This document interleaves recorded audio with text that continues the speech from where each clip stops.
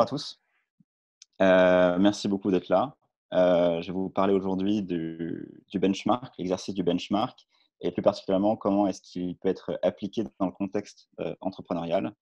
Alors moi, je suis Thomas Pariante, je suis product manager et conseiller numérique. Vous pouvez me suivre sur Instagram. Ma femme prend des super photos de moi.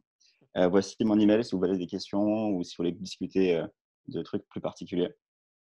Du coup, on va voir très rapidement déjà ce que c'est un benchmark, faire un petit état des lieux de l'exercice. Ensuite, quel est l'intérêt qu'il y a à faire un benchmark, notamment dans un contexte de création d'entreprise. Enfin, on va voir que benchmark is for losers et quels risques présente le benchmark parce que ce n'est pas un exercice qui est dénué de tout risque. On va voir ensuite le bagage méthodologique et l'état d'esprit qu'il faut avoir quand on aborde euh, cet exercice. Et enfin, on va voir un cas d'usage que moi, j'ai fait. Donc, j'ai appliqué un benchmark dans un contexte de création d'entreprise il y a pas plus tard que 2 mois. Et on va voir en quoi ça m'a sauvé la vie. Donc, tout d'abord, qu'est-ce qu'un benchmark? Alors, c'est très facile. Déjà, tout le monde sait à peu près, c'est un exercice d'étude comparative. Alors, ça peut porter sur différentes choses. On peut faire un benchmark sur des produits, donc physiques ou non. On peut faire un benchmark sur des tables, des chaises, sur des logiciels, des apps. Ça peut également être sur des process, c'est-à-dire qu'en fait, on peut parfaitement comparer des techniques managériales, voilà, des process de recrutement, des façons qu'ont des entreprises de gérer des dossiers, etc. Ou voilà, des techniques de pétrissage, de poterie. En fait, le benchmark n'est pas nécessairement un truc qui est très corporate, ça peut être n'importe quoi. En fait, c'est simplement l'étude comparative de différentes choses qui sont similaires ou qui ont un même but. Et on peut même faire des benchmarks d'organisation. On peut parfaitement comparer, par exemple, je sais pas moi, le ministère de la Santé français et le ministère de la Santé belge. On peut faire un benchmark des différents ministères de la Santé. Et c'est quelque chose qui est parfaitement envisageable. Dans un contexte entrepreneurial, on va plutôt faire des benchmarks, donc soit de produits, soit de process. Et les acteurs que vous allez identifier pour les comparer, c'est typiquement vos concurrents, mais également des institutions, des associations et des usages. Alors, qu'est-ce que ça veut dire? En fait, ça veut dire que quand vous faites un benchmark, par exemple, pour des apps musicales, par exemple, bah, vous allez comparer voilà, Apple Music, Spotify, Deezer, etc. Mais pas uniquement. En fait, il faut également regarder tous les autres acteurs et pas uniquement des entreprises qui sont sur ce secteur-là. Et il y a parfois aussi une absence d'acteurs à proprement parler, mais il y a des usages, des choses que les gens font et qui ont un intérêt parce qu'en fait, c'est des façons qu'auront vos clients ou vos potentiels clients de répondre aux besoins par des moyens détournés. On va voir tout ça en détail. Euh, et du coup, tout d'abord, pourquoi faire un benchmark quand on est entrepreneur? Alors, la première chose à retenir, c'est qu'en fait, un benchmark, c'est un exercice génial pour comprendre l'écosystème. En fait, on navigue quand on lance son entreprise dans un environnement qu'on ne connaît pas, ou qu'on connaît assez mal. Même si on est nous-mêmes issus du secteur, il y a toujours énormément de choses qu'on ne connaît pas. Il y a beaucoup d'incertitudes, des points d'interrogation sur la carte. Voilà, donc je ne sais pas si vous connaissez un peu l'expression Hic sunt dracones. C'est un truc qu'on mettait sur les cartes au Moyen Âge, dans les zones qu'on ne connaissait pas. Et on disait ici vivent les dragons. Voilà. Et donc c'est pour dire ici on ne sait pas ce qu'il y a. Dans le doute, il y a des dragons. Et en fait, c'est un peu l'approche qu'il faut avoir. C'est dans le doute, il y a du sale. Dans le doute, il y a des choses que vous ne maîtrisez pas, qui sont potentiellement dangereuses. La chose la plus intelligente que vous pouvez faire quand vous vous lancez, c'est d'essayer d'éclaircir ces zones et de comprendre ce qui s'y passe. Donc, ça veut dire quoi? Ça veut dire déterminer naturellement l'ampleur du besoin. Donc, voilà, vous vous lancez, vous avez identifié un besoin auprès d'une cible. Ben, vous avez identifié un besoin. Peut-être que ce besoin existe avec d'autres besoins connexes. Peut-être que ce besoin existe sous une forme plus générale sur le secteur en entier, etc., etc. Donc, ça va vous permettre de préciser les cibles. Il n'y a peut-être pas une seule cible qui a ce problème. Quelles solutions sont actuellement utilisées? Donc là, on a dans le benchmark classique, c'est-à-dire identifier les solutions existantes euh, et les comparer entre elles. Mais également identifier des barrières et des standards. Alors, pourquoi des barrières et des standards? En fait, l'exercice du benchmark, traditionnellement, il se fait par rapport à un standard. à tel point qu'en fait, benchmark, ça désigne aussi parfois, par métonymie, le standard. Par exemple, je sais pas, si on décide de faire un benchmark de smartphone, on va déterminer que le standard, c'est, l'iPhone 7, j'en sais rien, et on va considérer que c'est une référence à partir de laquelle on va comparer à tout le reste. Or, dans l'entrepreneuriat, il n'y a pas de standard, il n'y a pas de référence, ça n'existe pas. Enfin, il y a pas, la boîte parfaite, qui est vraiment classique. Donc en fait, ça rend d'autant plus complexe l'exercice du benchmark qu'il n'y a pas vraiment de point de comparaison. Donc c'est forcément quelque chose d'assez relatif. Néanmoins, se poser les questions des barrières et des standards, ça va vous permettre en fait de jauger le marché sur lequel vous vous placez. Est-ce que les clients dans ce marché-là, qui ont ces besoins-là, sont habitués à se faire cracher dessus par les entreprises parce que le rapport de force est totalement en leur défaveur? Est-ce qu'à l'inverse, ils sont habitués à être parfaitement, en maîtrise, en contrôle? Hem, Quels sont les rapports sociaux, on va dire, entre les acteurs, entre les boîtes et les clients? Une image qu'on prend souvent, c'est, typiquement, est-ce que le marché sur lequel vous allez vous placer, c'est un marché de compagnies aériennes ou de, boîtes de céréales? Typiquement, personne ne choisit une compagnie aérienne sur la base de: «Je la préfère à une autre». En fait, enfin, il y a très peu de personnes. Il y a une infime minorité qui va dire, «Moi, c'est Emirates ou rien du tout».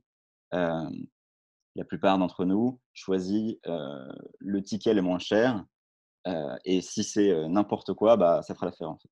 Alors que des céréales, typiquement les cornflakes, personne ne prend la boîte la moins chère. En fait, tout le monde choisit, voilà, Frosties, Coco Pops, machin, et c'est quelque chose qui est fondamental. C'est même, quelque chose qui définit votre identité. Vous êtes un mangeur de Frosties, vous êtes un mangeur de Coco Pops, et du coup, cette vérité sur votre marché, vous en rendez compte si vous faites un benchmark, et ça veut dire des choses sur le marché. Ça veut dire que vous pouvez vous positionner d'une certaine façon, que, vous aurez une relation avec vos clients qui ne sera pas la même. Vous pourrez choper des clients à vos concurrents d'une façon ou d'une autre. Vous êtes une compagnie aérienne, c'est simple, vous êtes moins cher, vous avez des vols, à des heures pas totalement indues, et ça passe. Si vous êtes, sur un marché de type, céréales ou cornflakes, bah, en fait, pour arrêter, enfin, pour choper un client de Coco Pops, imaginez un peu la charge que c'est, quoi. Le gars doit abdiquer une partie de son identité, si on exagère un petit peu, en se disant: «Mais ce truc-là est tellement meilleur que les Coco Pops que je vais arrêter d'en manger». Donc en fait, tout ce que je dis là, c'est qu'en fait, il y a énormément de marchés différents, voilà, de la compagnie aérienne aux cornflakes, que, contrairement à ce qu'on pourrait croire, tous les marchés ne se valent pas. Les dynamiques entre les acteurs ne sont pas les mêmes. Les rapports entre les différents acteurs, en fait, l'écosystème est pas conçu de la même manière. Et comprendre comment c'est conçu, ça va vous permettre de prendre des décisions stratégiques très pertinentes et de ne pas commettre des erreurs qui seraient, dramatiques, notamment au début. Du coup, votre première tâche, en fait, dans une aventure entrepreneuriale, c'est de faire la cartographie de l'environnement, heu et bah, ça passe par le benchmark, notamment. Une autre qualité du benchmark, c'est de gagner du temps. Donc on l'a dit, en fait, si vous dévoilez du coup les zones de la carte, en fait, vous allez prendre une avance considérable. Parce qu'en fait, en apprenant ces choses-là juste par l'observation et l'enquête, heu, c'est des choses que vous allez comprendre sans faire les erreurs. Heu, Typiquement, c'est comme si vous lanciez, voilà, une nouvelle marque de cornflakes et que vous vous rendiez pas compte, en fait, que les gens ne changent pas si facilement de boîte de cornflakes parce que ça définit leur identité. Et donc, si par exemple vous dites: «Bah, demain, moi, je veux lancer, une boîte de céréales qui soit, je sais pas, gluten free, qui utilise pas d'huile de palme», et cetera. Vous pouvez mettre tous les arguments que vous voulez, pour, différencier votre produit, le rendre, agréable, et cetera, ou désirable. Vous pouvez même avoir une cible très bien définie, avoir beaucoup de succès, quand vous en parlez aux gens que vous pensez être intéressés, et pour autant, vous allez passer des mois à développer votre truc, trouver un fournisseur, vous faire produire, empaqueter les boîtes, et cetera, et au moment de les vendre, vous vous apercevez qu'en fait, bah, les gens passent pas le pas. En fait, les gens restent sur leur Coco Pops. Pourquoi? Bah, parce qu'en fait, c'est plus compliqué que simplement de dire: «Ouais, ce truc-là m'intéressait, plus ou pas». En fait, les barrières à l'adoption, c'est quelque chose que vous pouvez vous rendre compte avant de développer votre produit. rien qu'en observant l'écosystème. Et ça fait gagner énormément de temps. Du coup, finalement, vous avez 2 scénarios possibles, si on schématise un peu.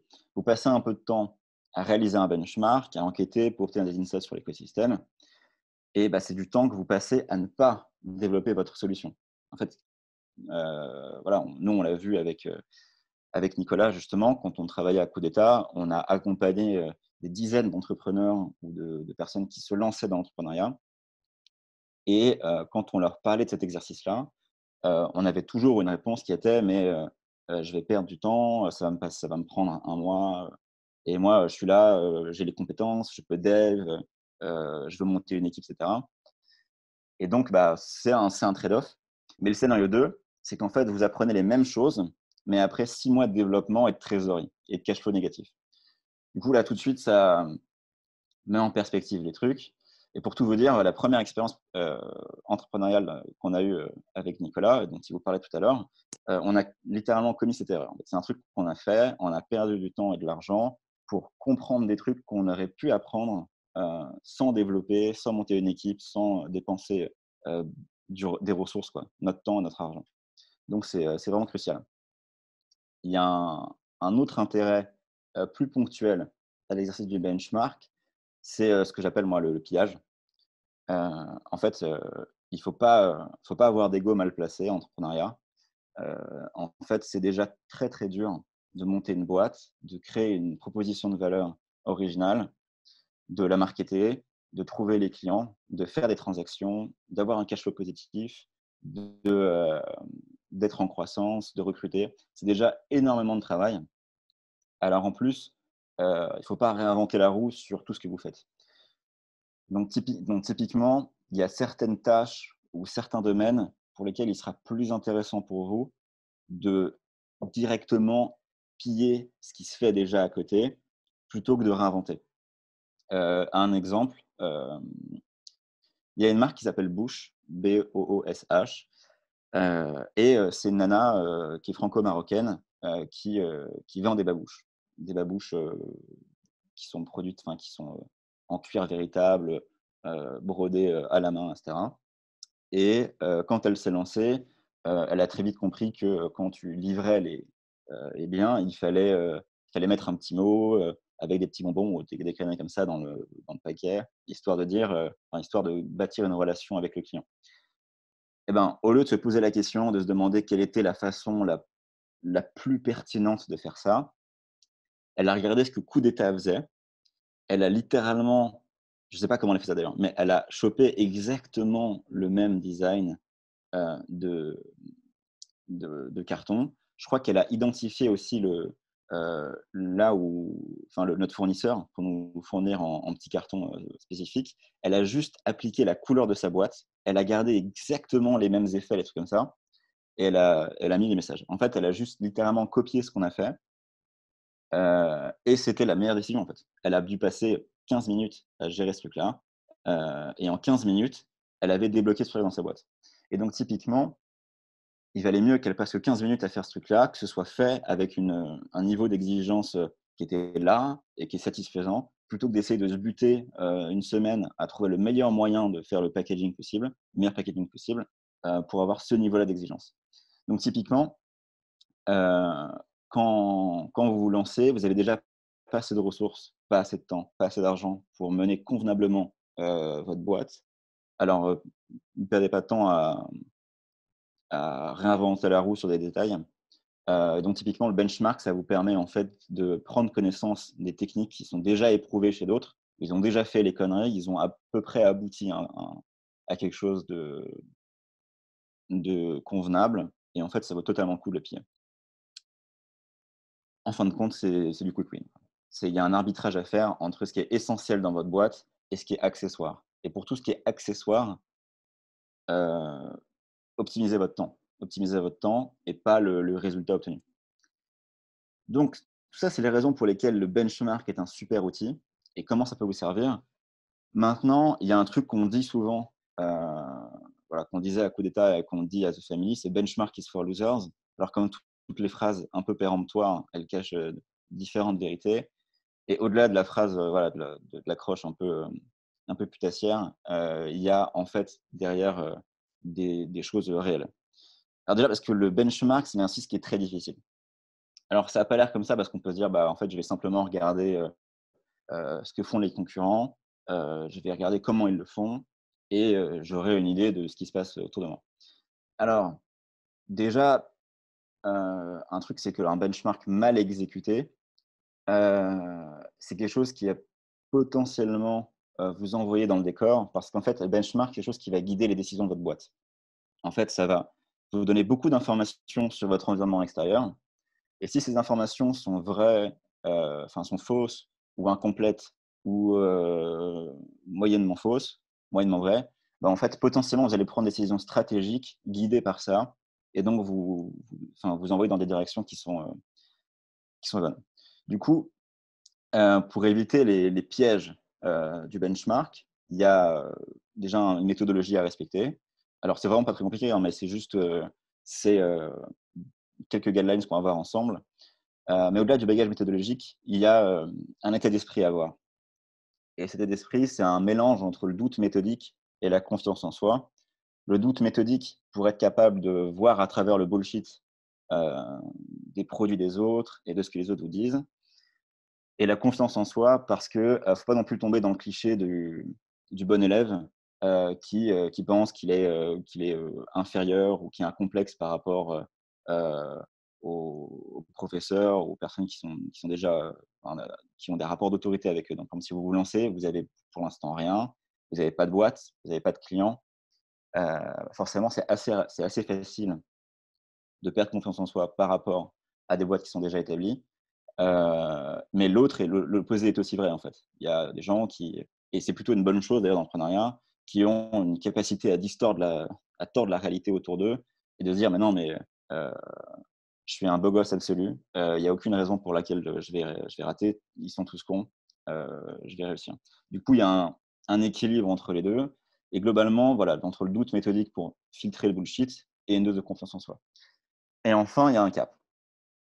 En fait, on va voir en détail pourquoi est-ce que le cap est essentiel dans l'exercice du benchmark et notamment dans le cas d'usage.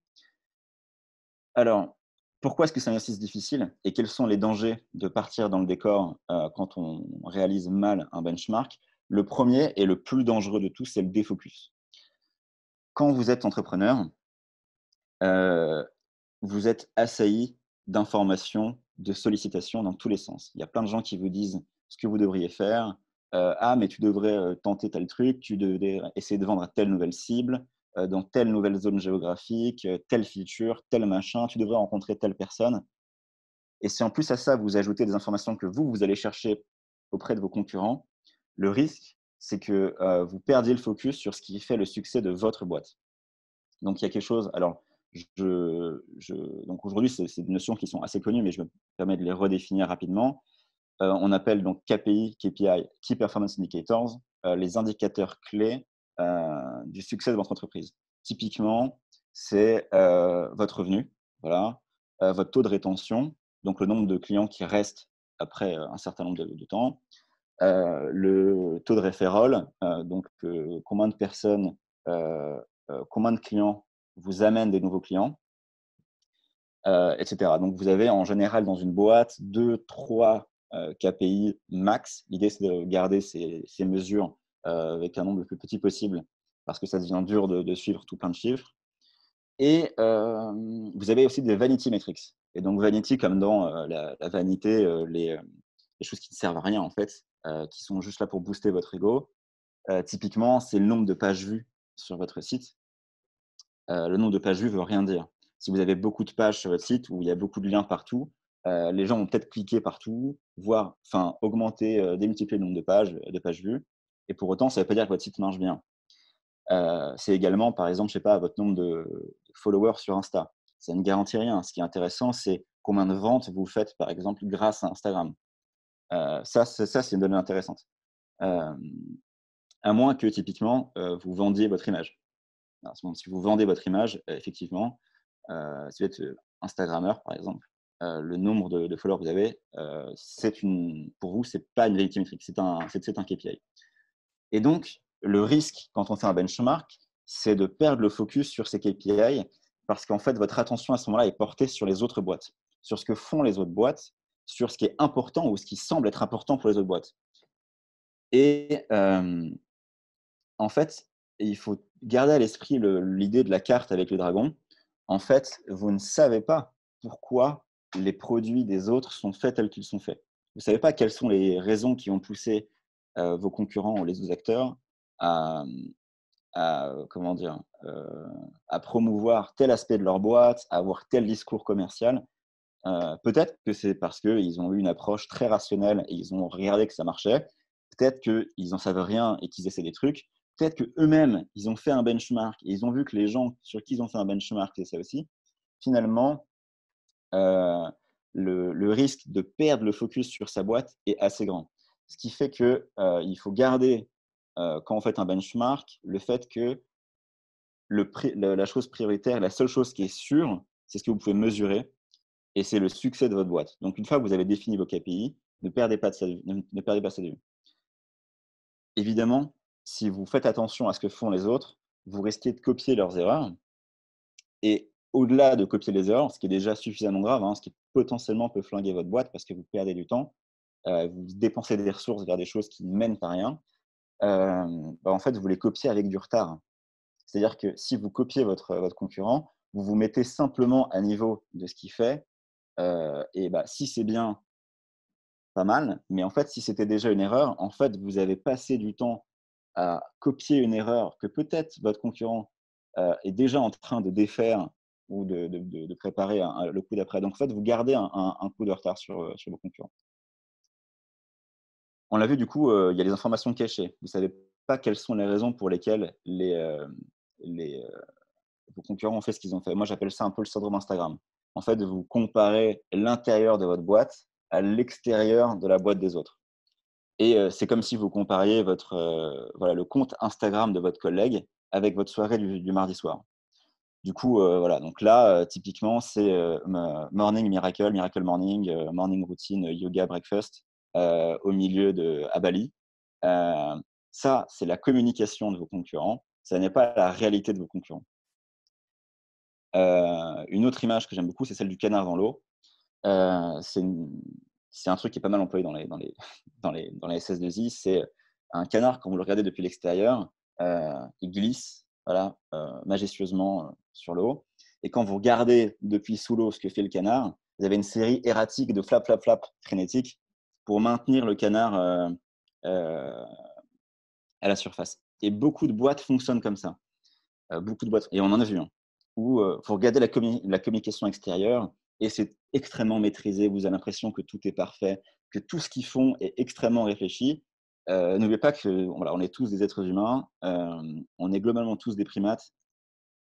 Les gens font des choses pour des raisons totalement absurdes, y compris dans les grandes boîtes. Pour ceux d'entre vous qui ont bossé dans des grandes boîtes ou qui ont bossé dans des boîtes ou des structures où typiquement les process étaient un peu rigides, vous avez déjà fait l'expérience de parfois toute l'absurdité de certaines décisions ou voilà, qui peuvent être guidées par des décisions de groupe qui vont essayer de trouver un compromis entre des approches totalement différentes qui mènent à rien du tout, ou bien des crises d'ego de la part de certains décisionnaires. Du coup, il faut arriver à faire le tri entre la communication extérieure des concurrents et ce qui se passe réellement dedans. Et donc, c'était ce qui rejoint dans le doute méthodique et la confiance en soi. Le doute méthodique, c'est no bullshit, et la confiance en soi, c'est de dire, bon, euh, il n'y a pas de raison que je ne puisse pas faire comme eux. Euh, du coup, l'autre pendant des informations cachées, c'est que ça donne un faux sentiment de confiance. C'est-à-dire que si vous n'avez pas suffisamment creusé le truc, vous pouvez avoir, et c'est pire en fait que ne pas savoir, c'est de penser savoir quelque chose de faux. Vous voyez une boîte qui fait quelque chose, sa communication, c'est bon, on fait ça pour telle raison, et en fait, vous n'en savez rien. Sauf que si vous prenez cette vérité, cet énoncé pour une vérité, vous risquez voilà, d'avoir un faux sentiment de confiance, vous allez prendre des décisions stratégiques à cause de ça. Et enfin, le risque moi, je trouve, c'est vraiment à titre personnel, plus grave encore, ça risque de parler à personne. Quand on pense benchmark, on pense souvent quelqu'un qui va un peu s'isoler, qui va se mettre sur son ordi, qui va éplucher tout un catalogue d'options, qui va regarder toutes des listes d'outils, qui va les tester, qui va prendre des captures d'écran, qui va faire des tableaux comparatifs des différentes solutions disponibles. Et en fait, si vous ne faites que ça, vous passez à côté de l'essentiel des informations. Hem, Parce que, au final, les outils sont utilisés par des gens dans des contextes particuliers et si vous ne parlez pas à ces gens-là, vous ne savez pas réellement comment les outils sont utilisés, pourquoi ils le sont, qu'est-ce que les clients en pensent, qu'est-ce qui fait que les clients sont satisfaits ou frustrés et cetera.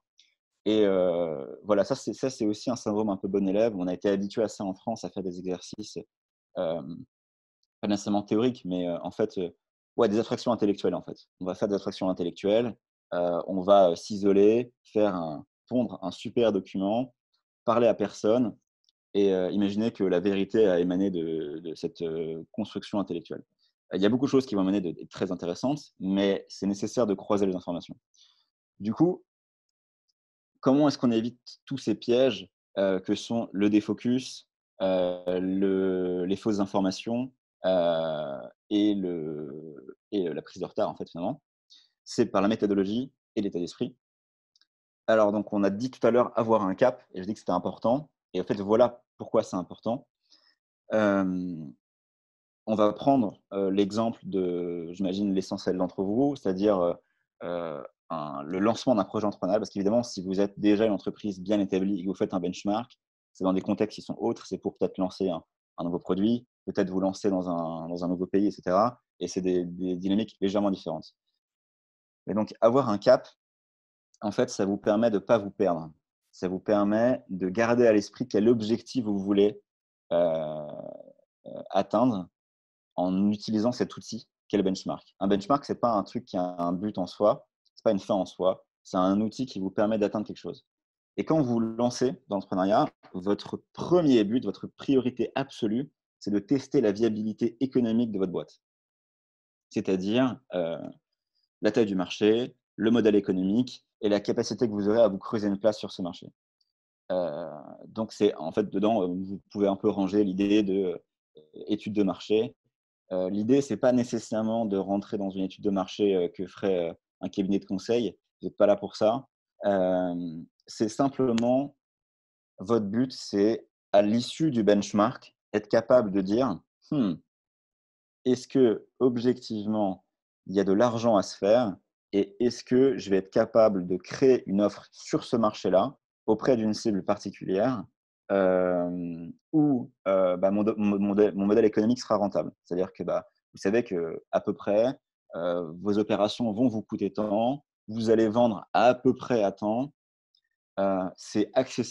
acceptable et c'est pas aberrant dans le marché et vous allez faire de la marge. Ça peut paraître totalement idiot, hein, mais en réalité, il y a énormément de personnes qui ne pensent pas à ça quand ils se lancent, hem, alors que ça, c'est quelque chose qui détermine en fait la viabilité, enfin voilà, c'est comme si vous décidez de vous installer sur une île et vous vérifiez pas avant s'il y a de l'eau potable, et des terres arables. Donc le benchmark est un outil qui est très efficace pour déterminer la viabilité économique parce que ça vous permet justement de cartographier l'écosystème et de prendre connaissance de toutes ces informations. Donc avoir un cap, ça vous permet de ne pas vous défocus parce que vous gardez à l'esprit votre objectif premier.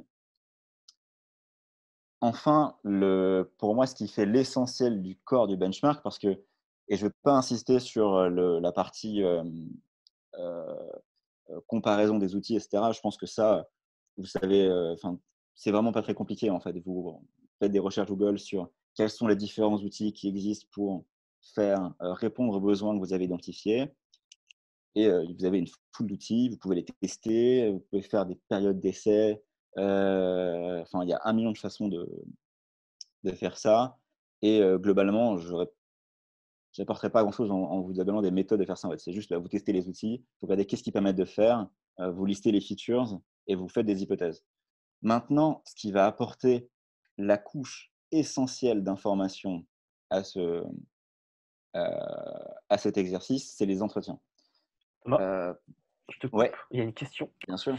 Ouais. Quel outil, par exemple? Quel outil de Je quoi? je crois que c'était par rapport aux entretiens. Ah, outil d'entretien?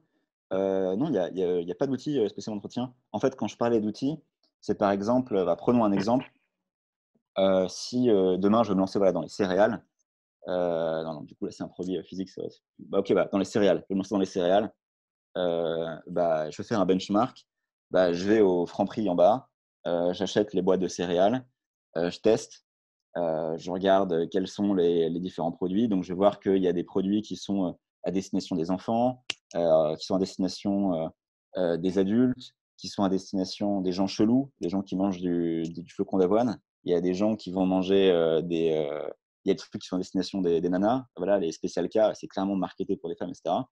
Du coup, là, je parle de ça, mais si par exemple, si vous cherchez un outil pour, j'en sais rien, faire de la traduction, vous allez sur Google, vous tapez, outils de traduction. Vous allez avoir toute une batterie d'outils en ligne. Vous les regardez, vous les testez un par un. Vous regardez quelles sont les features qu'elles possèdent, quelles fonctionnalités, quels est les prix, quels sont les prix ou les différentes modalités de prix, et puis vous les comparez entre elles. Donc, l'outil A, il permet de traduire, en 20 langues, mais il y a un délai. L'outil B, il permet de traduire en 5 langues, mais c'est immédiat. Mais par contre, il y a un taux d'erreur de 4 enfin, il y a 20 de taux d'erreur, donc il faut repasser derrière, et cetera, et cetera.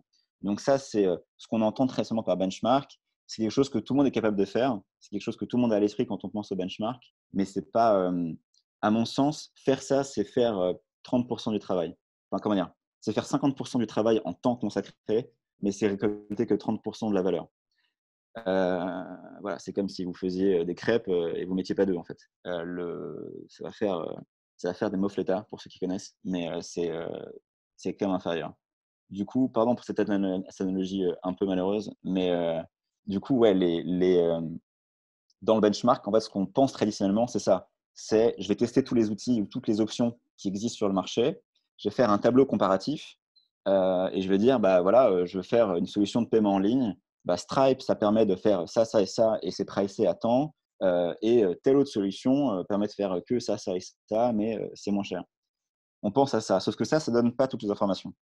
Ce qui donne, de la valeur à cet exercice comparatif, ce sont les entretiens qu'on va faire. En fait, et c'est crucial, heu, il est absolument nécessaire de parler à un maximum de personnes quand vous faites un benchmark. En fait, il faut penser enquête de terrain, il faut penser, enquête sociologique. Tout à l'heure, je vous disais, voilà, l'exercice un peu du bon élève qui va faire, voilà, son tableau comparatif et tout et qui va parler à personne. Pourquoi est-ce que c'est potentiellement très dangereux? Et moi, je pense que c'est systématiquement une erreur. C'est parce qu'en fait, vous ne savez pas.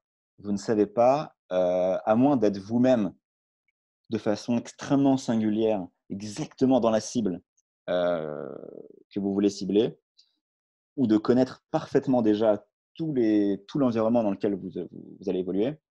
Vous avez besoin de parler à des gens. Vous avez besoin de comprendre quels sont leurs besoins, quelles sont leurs motivations, quelles sont leurs frustrations. Vous avez besoin de comprendre quel est leur rapport aux solutions qui existent. Par exemple, vous faites, je sais pas moi, quand j'étais chez Coup d'État, il y a un gars très sympa que j'ai accompagné dans un de ses projets et lui, il voulait faire quelque chose dans, les pièces de rechange, pour les voitures et motos de collection.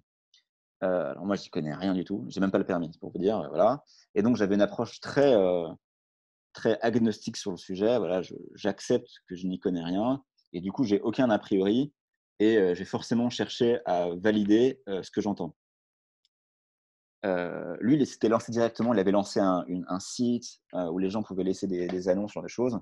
Et en fait, je l'ai invité à prendre contact avec, un maximum de personnes qui il savait être dans l'univers de la pièce de rechange de collection, voiture de collection. Donc c'était soit des collectionneurs, donc des particuliers, soit des garages, soit des personnes qui bossaient dans des sites ou dans des boîtes qui opèrent dans ce milieu-là.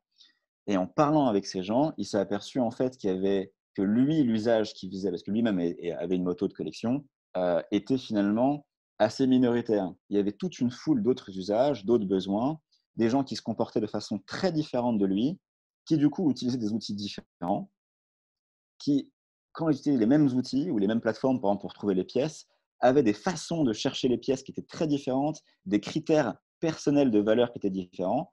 Il y a par exemple, alors juste pour l'anecdote, voilà, pour illustrer un peu l'exemple, il y avait typiquement ceux pour qui la pièce d'origine est un élément essentiel, c'est-à-dire ceux qui voulaient par exemple avoir sur leur moto voilà, une Suzuki, il fallait impérativement que quand ils changent la pièce machin, que ce soit la pièce d'origine Suzuki et pas une pièce qui a été remanufacturée à partir du modèle de cet écrou-là ou de cette valve Suzuki qui convient parfaitement, mais qui du coup n'est pas une pièce Suzuki d'origine. Donc il y a des gens pour qui ça c'est très important et qui du coup quand ils vont faire des recherches et quand ils vont acheter des pièces, c'est extrêmement important pour eux, alors que lui en fait s'en fichait totalement. Lui il voulait simplement que sa moto fonctionne. Et finalement tant que la carrosserie, les différentes pièces visibles étaient crédibles, finalement ça valait le coup. Donc ça illustre un peu le fait que bah, il y avait une partie, mais vraiment énorme, je crois que c'était finalement 70% des gens à qui il a parlé, pour qui c'était plus important d'avoir la pièce d'origine que d'avoir une pièce manufacturée. Et donc finalement, si c'était lancé tête bêche alors qu'il pensait, il était issu de ce milieu-là, il avait le besoin, lui-même aurait été utilisateur de son propre outil, bah, en fait, il serait passé automatiquement à côté de 70% des usages. Et même pas, il serait passé à côté parce qu'après, a posteriori, il peut décider de choisir ce segment d'utilisateurs-là pour qui la pièce remanufacturée suffit amplement. Et c'est juste une question de prix parce qu'évidemment, les pièces d'origine coûtent beaucoup plus cher que les pièces remanufacturées. Euh, mais ça aurait été un choix éclairé. Là, il se serait lancé là-dedans et il n'aurait pas compris, en fait. Il n'aurait pas su qu'il y a tout un tas de personnes qui n'auraient pas été intéressées par ce qu'il faisait. Donc voilà, ça illustre un peu le fait que même quelqu'un qui est issu du truc, qui est, en plus, c'est un microcosme, le- les véhicules de collection, voilà, c'est des gens qui ont des forums, voilà, qui naviguent sur quelques forums très spécialisés, etc., où il y a quelques sites très spécialisés. Et on peut facilement croire que quand on est dedans, on connaît tout. Et rien que le fait d'avoir parlé à des gens qui étaient pas de sa région, qui étaient garagistes, qui étaient retraités, des gens qui n'avaient pas Internet, enfin, c'est un milieu, enfin voilà, du coup, il a découvert plein de choses. Et fondamentalement, tant que vous ne parlez pas aux gens, vous ne pouvez pas savoir réellement comment ils utilisent les choses. En fait, moi, c'est ce que j'appelle voilà, les séries téléologiques. C'est un terme un peu barbare qui désigne en fait les séries de décisions rationnelles. C'est moi, j'ai le besoin X, voilà, moi, je cherche que des pièces d'origine de Suzuki, machin. Du coup, mes premières recherches Google, ça va être pièces d'origine Suzuki, machin. Et je ne vais pas faire confiance aux gens. Je vais d'abord utiliser les réseaux de personnes qui ont comme moi des Suzuki et qui utilisent. Enfin, en fait, dès que vous êtes à la place de la personne, vous comprenez tous les choix qu'ils font et pourquoi ils n'utilisent pas certains outils alors qu'a priori ils sont bien. C'est parce qu'en fait, quand vous êtes dans leurs chaussures, vous comprenez l'histoire des gens en fait. Heu, En fait, si vous regardez que les outils, vous avez que la moitié de l'équation, vous avez que la moitié de l'histoire. C'est comme si vous aviez, j'ai envie de dire, une carte du monde, mais juste avec le relief. Si vous n'avez pas les contours politiques des États, vous ne comprenez pas grand-chose à ce qui se passe. Là, c'est à peu près la même chose. Si vous n'avez pas les histoires des différents acteurs et qu'est-ce qui les motive, bah, en fait, vous avez pas compris réellement comment ça se passe. Et le problème, c'est que, bah, ce que vous avez tiré d'informations de ce truc-là va guider les décisions de votre boîte. Et typiquement, ce gars-là, sur les voitures de collection, au début, il est parti dans un truc qui probablement n'allait pas fonctionner, ou en tout cas, après une cinquantaine d'entretiens, il avait la certitude que ce qu'il avait fait, il avait eu raison de le mettre en pause et de se lancer là-dedans, et il partait sur quelque chose de totalement différent et de beaucoup plus assuré. Et il partait avec une cinquantaine de clients potentiels. Il y a un concept chez Toyota qui s'appelle le Genshi Genbutsu, qui désigne l'endroit réel où se passe la chose. Et bon, bah, pour ceux qui viennent un peu du milieu de l'industrie, le toyotisme, voilà, donc pour ceux qui ne viennent pas de l'industrie, le toyotisme, c'est l'approche philosophique, on va dire, industrielle de Toyota, qui se singularise par différents concepts comme voilà, le juste à temps, zéro défaut, zéro panne, zéro délai et le Genshi Genbutsu. Ça désigne le fait que quand un problème survient sur une chaîne de production, ils ne font pas de réunion dans leur bureau, ils vont sur place dans l'usine ou dans l'atelier, sur la machine qui a le problème, et ils font la réunion avec les opérateurs de la machine sur place. Et ils interrogent les opérateurs. Parce qu'en gros, ils ont compris que, alors certes, eux, ils ont la vision globale de la chaîne, etc. Mais l'opérateur, lui, seul a la connaissance réelle et très fine de pourquoi le problème survient, comment il survient et quel est son impact. Et quand vous allez voir sur place le problème, vous êtes capable de le qualifier beaucoup mieux, de le quantifier, et pas seulement parce que vous êtes sur place, mais parce que vous parlez aux personnes qui y sont directement exposées. Et bah là, c'est exactement ça. Si vous faites un truc dans, voilà, dans la moto de collection et que vous ne parlez pas à des collectionneurs ou à des garagistes ou à des, je sais pas moi, des personnes qui ont des sites ou à des revendeurs, etc., ou à des gens qui vont dans les brocantes, à des brocanteurs, et ben en fait, vous avez pas une définition très précise et parfois même totalement erronée de ce qui se passe réellement.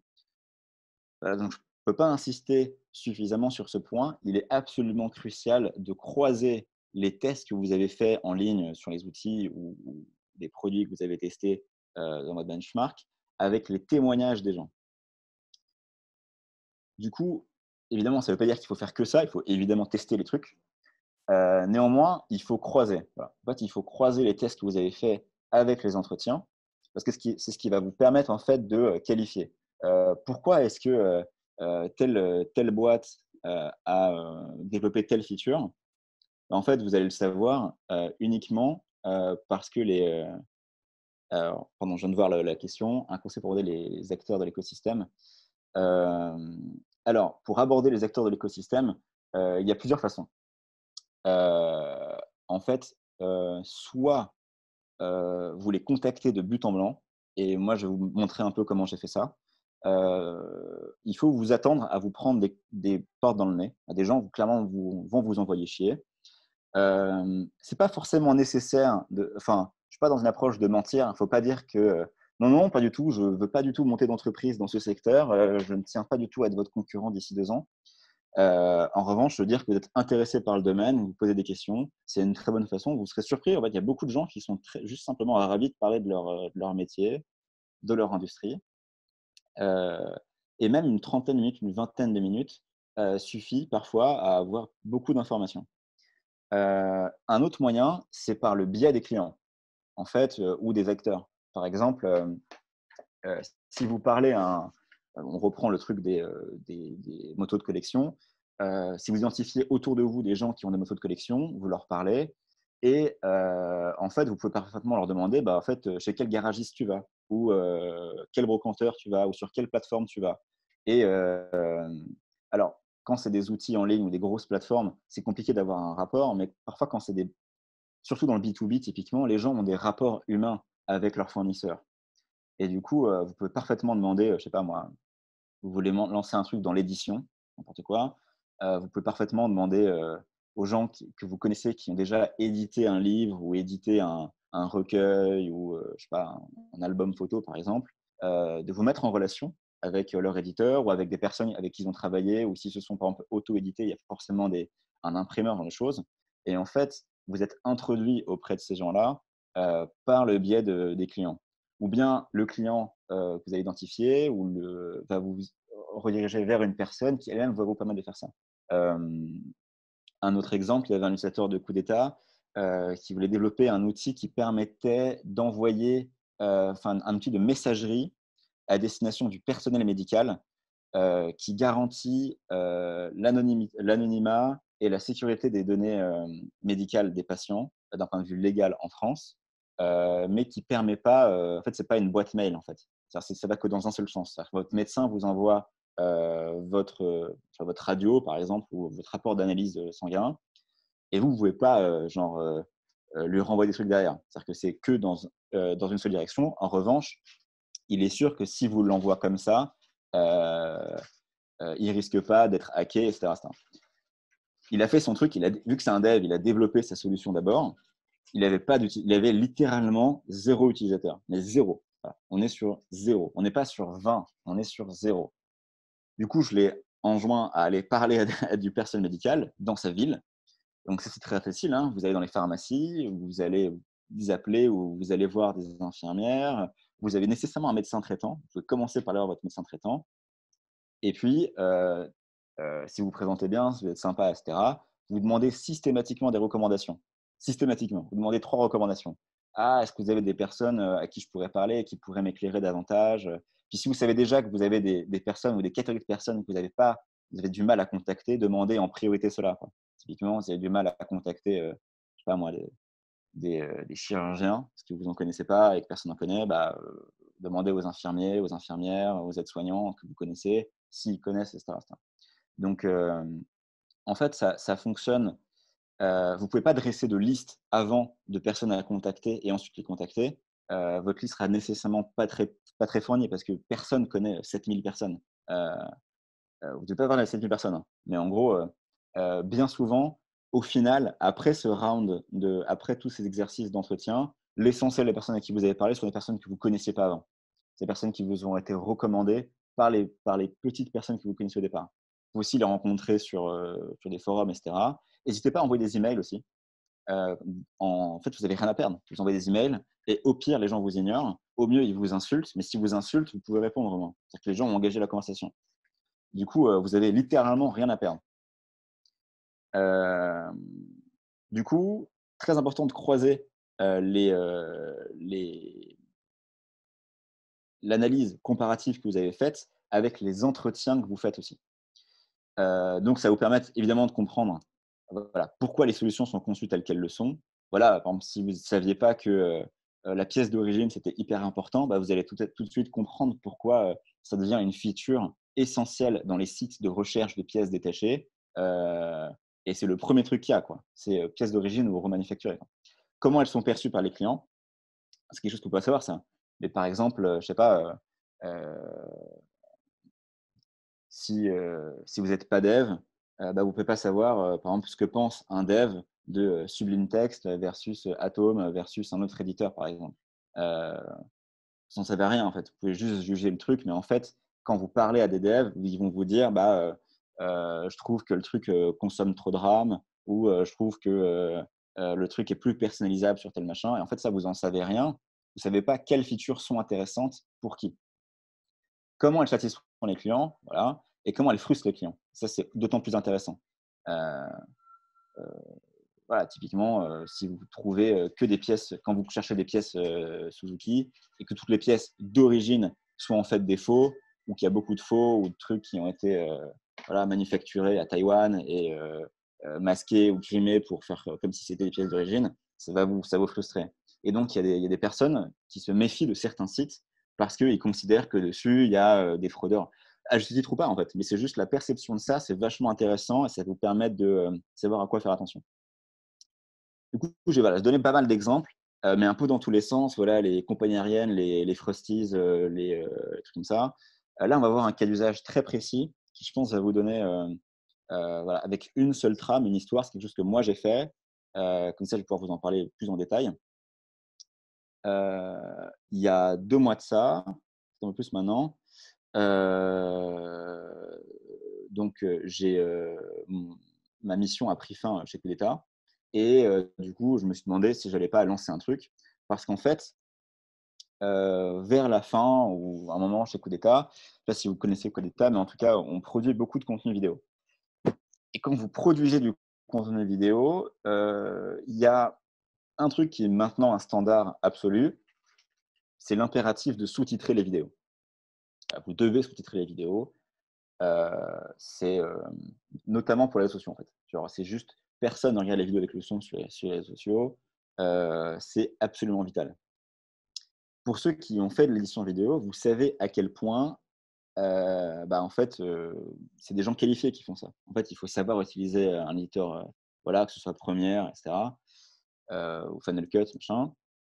Ça demande quelqu'un de qualifié, voire de très qualifié. Et c'est surtout extrêmement long et pénible de faire du sous-titrage. En fait, pour vous dire un peu le truc, heu, il faut parfaitement caler au début de la phrase. Il faut qu'au début de la phrase corresponde exactement le début du sous-titre. Il ne faut pas que le sous-titre, donc il faut qu'il commence parfaitement dans le moment. Il ne faut pas qu'il dure trop peu longtemps. Il faut aussi que les sous-titres s'enchaînent bien. Il ne faut pas qu'ils soient trop longs, sinon les gens n'ont pas le temps de lire et puis c'est désagréable. C'est une alchimie assez singulière et c'est très, très chiant de le faire, d'un point de vue technique. C'est faut, limite le faire frame par frame, image par image pour bien le caler, il faut le taper et tout. C'est c'est vraiment une tannée, quoi. C'est une tannée, c'est extrêmement long et plus vous faites des vidéos longues, plus forcément ça prend de temps, en fait et du coup, c'est horrible parce que vous faites ça en dernier. Donc vous avez la vidéo qui est finie, vous avez le sentiment d'avoir déjà terminé votre travail et non, en fait, il vous reste, le titrage. Du coup, évidemment, je suis ingénieur. Le premier truc auquel je pense, c'est comment est-ce que je peux déléguer ou automatiser le sous-titrage? Comment, en fait, on peut, enlever cette tâche pénible qui prend beaucoup de temps à notre équipe qui a un temps précieux et comme je suis un taré, je suis directement parti dans des trucs techniques. Voilà, Nicolas pourra en témoigner. J'étais là et voilà, je manipule un peu, voilà, enfin, j'ai suivi différents cours sur le machine learning et cetera. Est-ce qu'il y a des questions? Témoin. Donc je manipule un peu choses sur l'IA et cetera et du coup, j'ai immédiatement cherché comment est-ce qu'on pouvait, décomposer le signal audio, capter à quel moment commencer le truc, déterminer des règles qui permettraient de bien caler le sous-titre, qui soit pas trop long, pas trop court et cetera.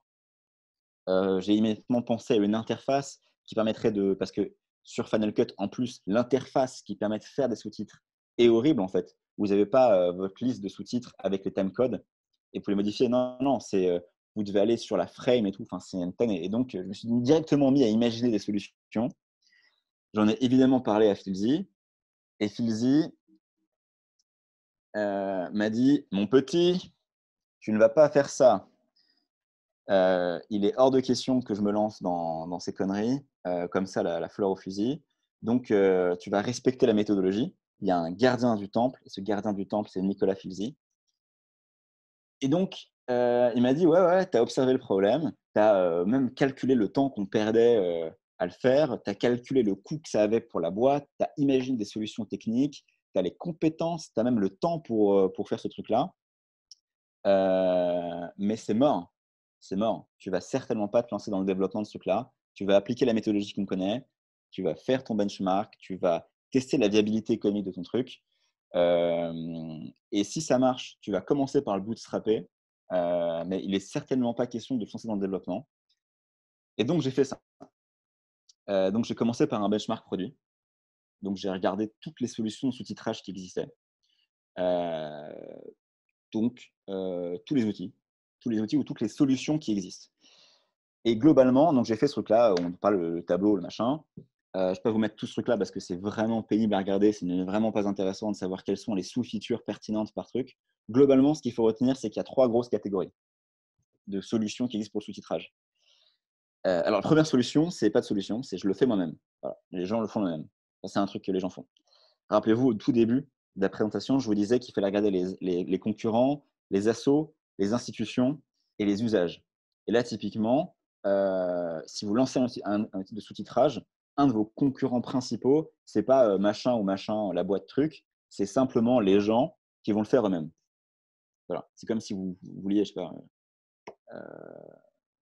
vendre des steaks et en fait, bah, un des concurrents possibles, c'est les mecs qui se font des steaks chez eux, quoi. Du coup, au-delà de cet usage-là, il y a 3 acteurs principaux, 3 catégories d'acteurs. Il y a les indépendants, il y a des gens dont le métier, ou en tout cas dont un des métiers est de sous-titrer. Vous le trouvez notamment sur Fiverr. Ils facturent à la minute de vidéos sous-titrées et en général par bundle. C'est-à-dire qu'en fait, c'est par tranche de 5 minutes ou 10 minutes, par exemple. Donc, vous n'allez pas payer 3 minutes, vous allez payer 5 minutes pour les 3 ou vous allez payer 15 minutes pour les 13, par exemple. Euh, donc eux, ils fonctionnent, comme ça. Vous les contactez, vous leur envoyez votre vidéo. Si vous avez déjà le transcript, par exemple, ça peut coûter moins cher ou pas et ils vous envoient le travail fini et en général, il y a une modalité pour avoir un retour possible. Genre, par exemple, si, ils se sont plantés sur les noms propres, ce genre de conneries. Ensuite, vous avez une deuxième catégorie d'outils, c'est les outils qui pré-mâchent le travail. C'est-à-dire qu'en fait, dans le premier cas, les indépendants, ils vous renvoient le travail fini. C'est-à-dire qu'en fait, vous envoyez la vidéo, ils vous renvoient la vidéo avec le fichier sous-titres et puis bah, vous relisez et c'est terminé. Du coup, il n'y a pas de surtravail à faire. Vous comprenez tout de suite que si vous voulez automatiser la tâche, on l'a tous vu, on a tous regardé des vidéos YouTube qui étaient sous-titrées. Parfois, ça part en couille. Parfois, il y a des trucs qui sont mal sous-titrés ou des trucs qui sont mal calés. Et donc, ça nécessite de repasser dessus. Et donc, il y a une catégorie d'outils qui fait ça, qui vous permet de générer des sous-titres, de a priori plutôt bien les caler. Ça, c'est plutôt bien géré au bon moment. En revanche, bah, ça gère assez mal les langues qui ne sont pas de l'anglais. Et en anglais, ça gère assez mal les accents qui ne sont pas, on va dire, le standard East Coast américain, tu vois, ou même West Coast américain. Et donc, si vous avez un accent britannique, un accent néo-zélandais, un accent d'un patelin, ça ne sera pas audible. Si vous êtes marseillais ou ch'timi, c'est certain que là, le truc ne vous reconnaîtra pas. Et de toute façon, vous devez repasser par-dessus. Et vous avez une troisième catégorie d'acteurs. Il n'y en a pas beaucoup des comme ça. Il y en a un gros qui s'appelle Rev.ai qui fonctionne en boîte noire. C'est-à-dire qu'en fait, comme pour les indépendants, la promesse, c'est le travail complet, travail fini. Vous n'avez pas à repasser dessus. Parce qu'en fait, il y a un travail humain derrière. Il y a une livraison parfaite, mais en fait, le travail humain est accéléré par de la tech. C'est-à-dire qu'eux, ils utilisent des technos propres avec de l'IA pour pré-mâcher le travail. Et ensuite, il y a des humains qui repassent dessus, s'assurent que tout est nickel et ship le travail. Donc, vous avez comme ça trois grandes catégories d'acteurs. Donc, très bien. Mais quelques questions. Quand on regarde les pricing et a priori les parts de marché, alors, ce n'est pas forcément des chiffres que je demande, mais vous pouvez avoir déjà une intuition de quels acteurs ont l'air d'être petits ou pas. Bah, typiquement, les freelances, eux, ils sont plafonnés par leur temps. Forcément, on a dit, c'est un truc qui est chronophage, le machin. Ils ne peuvent pas faire plus que tant d'heures de sous-titrage par jour. Et donc, bah, ils plafonnent assez vite. Et c'est assez chiant, on ne va pas se le cacher. Du coup, il n'y a pas beaucoup de gens qui font ça. Il y en a quelques centaines sur Fiverr, par exemple. Il y en a peut-être des milliers sur d'autres plateformes, peut-être sur Amazon Mechanical Turk, vous pouvez on peut en avoir plus. Globalement, c'est un truc qui est assez plafonné. Vous avez les petits outils de pré-mâchage dont on parlait, qui n'ont pas un grand succès commercial. Ça se voit parce qu'il y a une myriade de petits outils. Quand on regarde comment ils sont développés, on voit que c'est souvent des équipes de 1, 2 développeurs. Quand on voit les noms des gens qui bossent dedans dans LinkedIn, on voit qu'ils sont 2, 3, qui sont étudiants ou qui sortent d'études. Donc, ça veut dire que voilà, c'est a priori des acteurs qui n'ont pas beaucoup de… Il y a des questions. Ça marche. Merci beaucoup, Marie. À très vite. Ce sera en replay, je pense. Du coup, voilà. Donc, en fait, quand on a les petits outils de pré-mâchage, eux, a priori, ils ne marchent pas très bien. Et les gros acteurs sont de gros acteurs. Il y en a pas beaucoup, mais les mecs sont cotés en bourse. On parle de levée en 100 millions de dollars. On parle d'une market cap de 1,5 milliard. Donc, on est sur des acteurs colossaux. Du coup, en fait, les pricing, c'est évident. Bah, voilà, le freelancer, il va faire payer à la minute.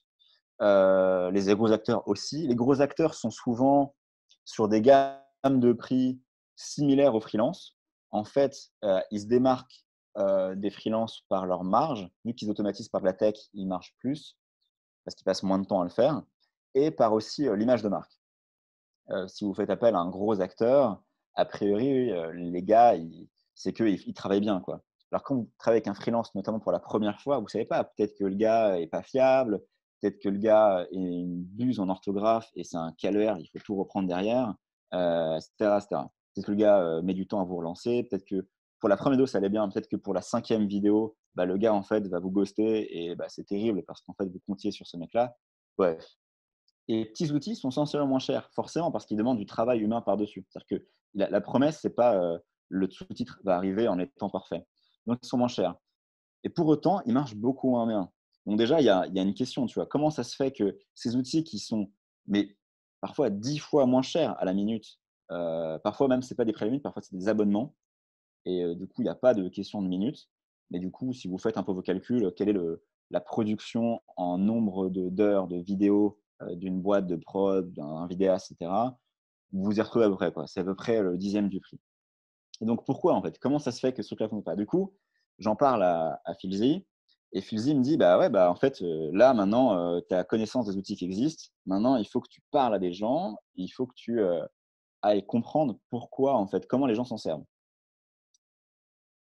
Du coup, bah, je fais ça. J'ai littéralement pris mon téléphone et j'ai appelé directement tous les gens que je connaissais, amis et connaissances, des gens à qui j'ai pas parlé depuis 1 an, 2 ans, donc je sais qu'ils font de la vidéo. C'est-à-dire que j'ai pas seulement pris ceux qui font du sous-titre, hein, évidemment, j'ai pris tous les gens qui font de la vidéo, qui ont des compétences en production vidéo ou qui ont bossé dans des boîtes qui, elles, faisaient de la vidéo, même si eux en faisaient pas.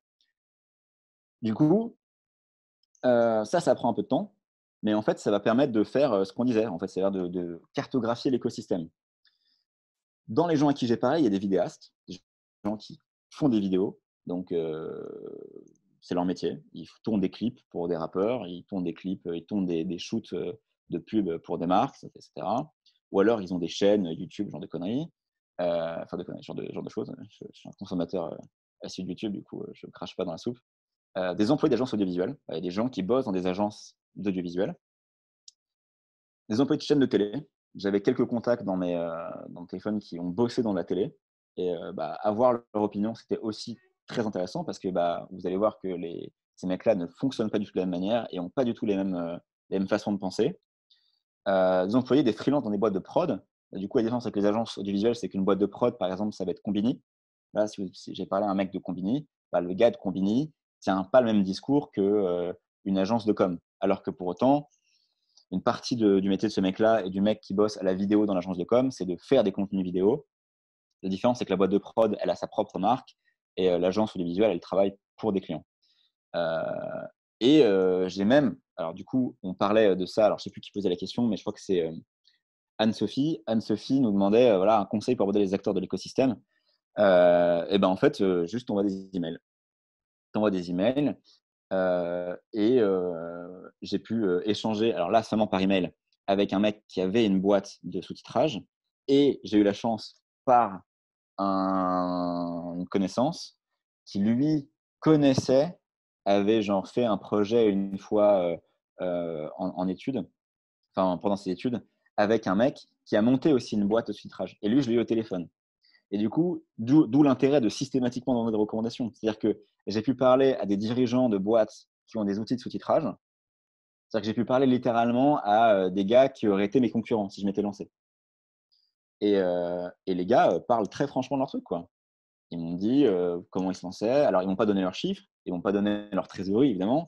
Ils m'ont pas donné d'un truc très critique à leur boîte à eux, mais l'univers dans lequel ils se passaient. Quelle était leur cible, sur quoi ils étaient en train de bosser, qu'est-ce qui avait marché, qu'est-ce qui n'avait pas marché, euh, comment ils considéraient les autres acteurs aussi. Parce que je leur ai parlé des autres concurrents. Ils disent: «Ah, mais machin, lui, apparemment, il marche plutôt auprès de telle cible, auprès des mecs qui sont euh, des scientifiques, ou des mecs qui sont plutôt des parcours académiques, et donc qui font plutôt des vidéos pédagogiques.» Ça. Alors oui, je leur ai dit que, en fait, je leur ai dit que je considérais, enfin, en gros, je leur ai raconté mon histoire au coup d'État. Je leur ai raconté, pardon, la question c'est est-ce que je leur ai dit que je souhaitais me lancer dans le secteur? Alors oui, après, une bonne façon de le faire. La bonne façon, c'est de dire, raconter l'histoire. Voilà, je bossais chez Coup d'État, j'ai réalisé qu'il y avait ce problème-là. Ça m'a. Ciao Karine, salut. Ça m'a. Ça m'a. Ça m'a marqué. Pourquoi est-ce qu'en fait on passe autant de temps à faire des sous-titres? C'est nul. Il y a probablement des façons d'automatiser ce truc-là. J'ai regardé les outils qui existaient et du coup, je suis tombé sur ton truc et j'en ai parlé à machin qui m'a donné ton contact et je t'ai eu. Du coup, là, ce que le gars comprend, c'est que vous vous intéressez au secteur, que potentiellement vous vous lanceriez, mais vous ne lancez pas l'histoire en disant moi, de toute façon, je vais lancer. Donc là, donne-moi tout ce que tu as à me dire. Comme ça, je vais pouvoir pas faire les bêtises que toi, tu as faites. Alors que voilà, si vous abordez la conversation en disant bah voilà, je m'intéresse à ce sujet, je comprends pas pourquoi le truc fonctionne pas comme ça. Moi, du coup, je suis ingé, du coup, je disais bah voilà, moi, j'ai pensé à des solutions et tout, je comprends pas, machin. Je pense que le gars a aussi un peu essayé de me recruter parce que genre, il m'a aussi genre présente, enfin, il y a une autre personne qui est rentrée dans la boucle, on s'est envoyé quelques mails et tout. Et du coup, il faut pas forcément avoir de crainte par rapport à ça. Il faut aborder le truc de façon très franche. Il ne faut pas non plus être, voilà, faut pas cracher dans la soupe, quoi. Faut pas y arriver en crachant sur la personne. Il faut juste dire: «Bah, voilà, je suis très intéressé par ce sujet, je veux en savoir plus». Et la personne, en fait, souvent, va vous donner beaucoup d'informations, en fait.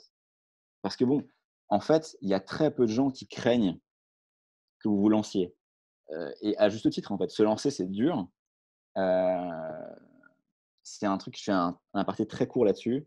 Je sais que voilà, l'heure avance, mais un aparté très court là-dessus. Il y a, souvent un truc qui revient dans l'entrepreneuriat, c'est, «Ah, j'ai pas envie d'en parler parce que j'ai peur qu'on me vole l'idée». Et c'est jamais de ma vie, je n'ai vu une histoire comme ça. Je n'ai jamais entendu une histoire comme ça, et on en a vu, hein, des dizaines, des centaines d'entrepreneurs passer à The Family. Jamais on n'a entendu parler d'une histoire comme ça, tout simplement parce que, vous, vous avez une idée, vous avez un truc et tout, c'est dans votre tête, c'est parfait et tout. Vous en parlez à quelqu'un. Imaginez un peu que cette personne va elle-même, elle a ses propres projets, elle a, ses problèmes perso, ses trucs, ses machins, ses projets, ses aspirations et cetera. Elle va vous entendre vous parler 20 minutes ou 30 minutes, et elle va décider de mettre en stop toute sa vie pour se consacrer au projet dont vous lui avez parlé, afin de faire exactement comme vous pour le faire plus vite. Mais jamais, mais ça n'arrive jamais. En fait, les personnes pour qui ça pourrait arriver, c'est des personnes qui de toute façon voulaient déjà se lancer, ou qui étaient déjà intéressés par le sujet. Évidemment, si vous parlez à plein de gens de, là, moi, j'ai pas de sous-titrage, j'ai parlé à des gens, ça se trouve dans les gens à qui j'ai parlé, il y avait des gens qui réfléchissent déjà à ce problème-là et qui me l'ont peut-être pas dit. Mais ça, on peut jamais le savoir. Et de toute façon, ils se seraient lancés, en fait. Donc, c'est pas deux, trois informations supplémentaires qui vont faire la différence. Du coup, en fait, beaucoup de gens en entrepreneuriat, une fois qu'ils ont leur boîte, ont conscience de ça et justement donnent beaucoup d'informations. En fait, tout le monde aime parler de son truc. Si vous vous lancez dans un sujet, le gars qui a sa boîte de sous-titrage, il est évidemment passionné par le sujet. Il est très intéressé par ce truc-là, par les différents acteurs, et il adore parler de ce qu'il fait. Même s'il sait qu'il y a une chance peut-être que je lance un truc à côté ou que je rejoigne un concurrent, mais ça, c'est le jeu. Quand, un dirigeant de boîte vient parler de son domaine, à The Family ou à la cantine ou, à French Web ou je sais pas quoi, à BPI, bah, il y a probablement des employés d'autres boîtes ou des futurs employés de ses concurrents qui regardent les trucs et qui vont prendre les choses. Donc en fait, il y a vraiment pas de faut pas avoir de, comment dire? De pudeur mal placée par rapport à ça. Il faut être très franc, il faut être très respectueux aussi. Il faut pas, dire qu'on est là pour, monter le boîte à leur place, parce que c'est pas vrai. Mais il faut la jouer franc, quoi. Du coup, quand on a parlé à tous ces gens, vidéastes, employés d'agence visuelle, chaînes de télé, freelance, boîtes de prod, et même des éditeurs de logiciels qui font ce que je voulais faire, heu, on recoupe beaucoup d'informations.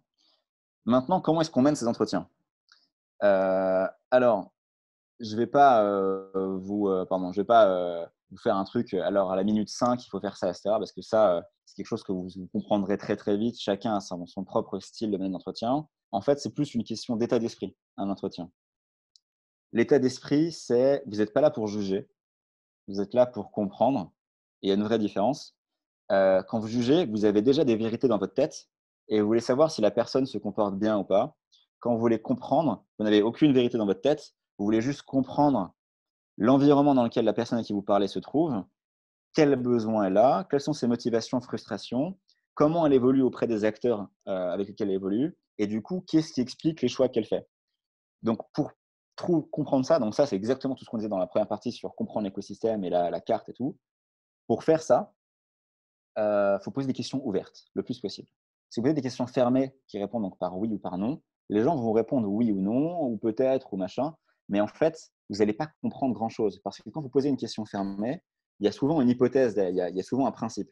Alors quand vous posez une question ouverte, par exemple, bah, pourquoi est-ce que vous avez choisi cet outil?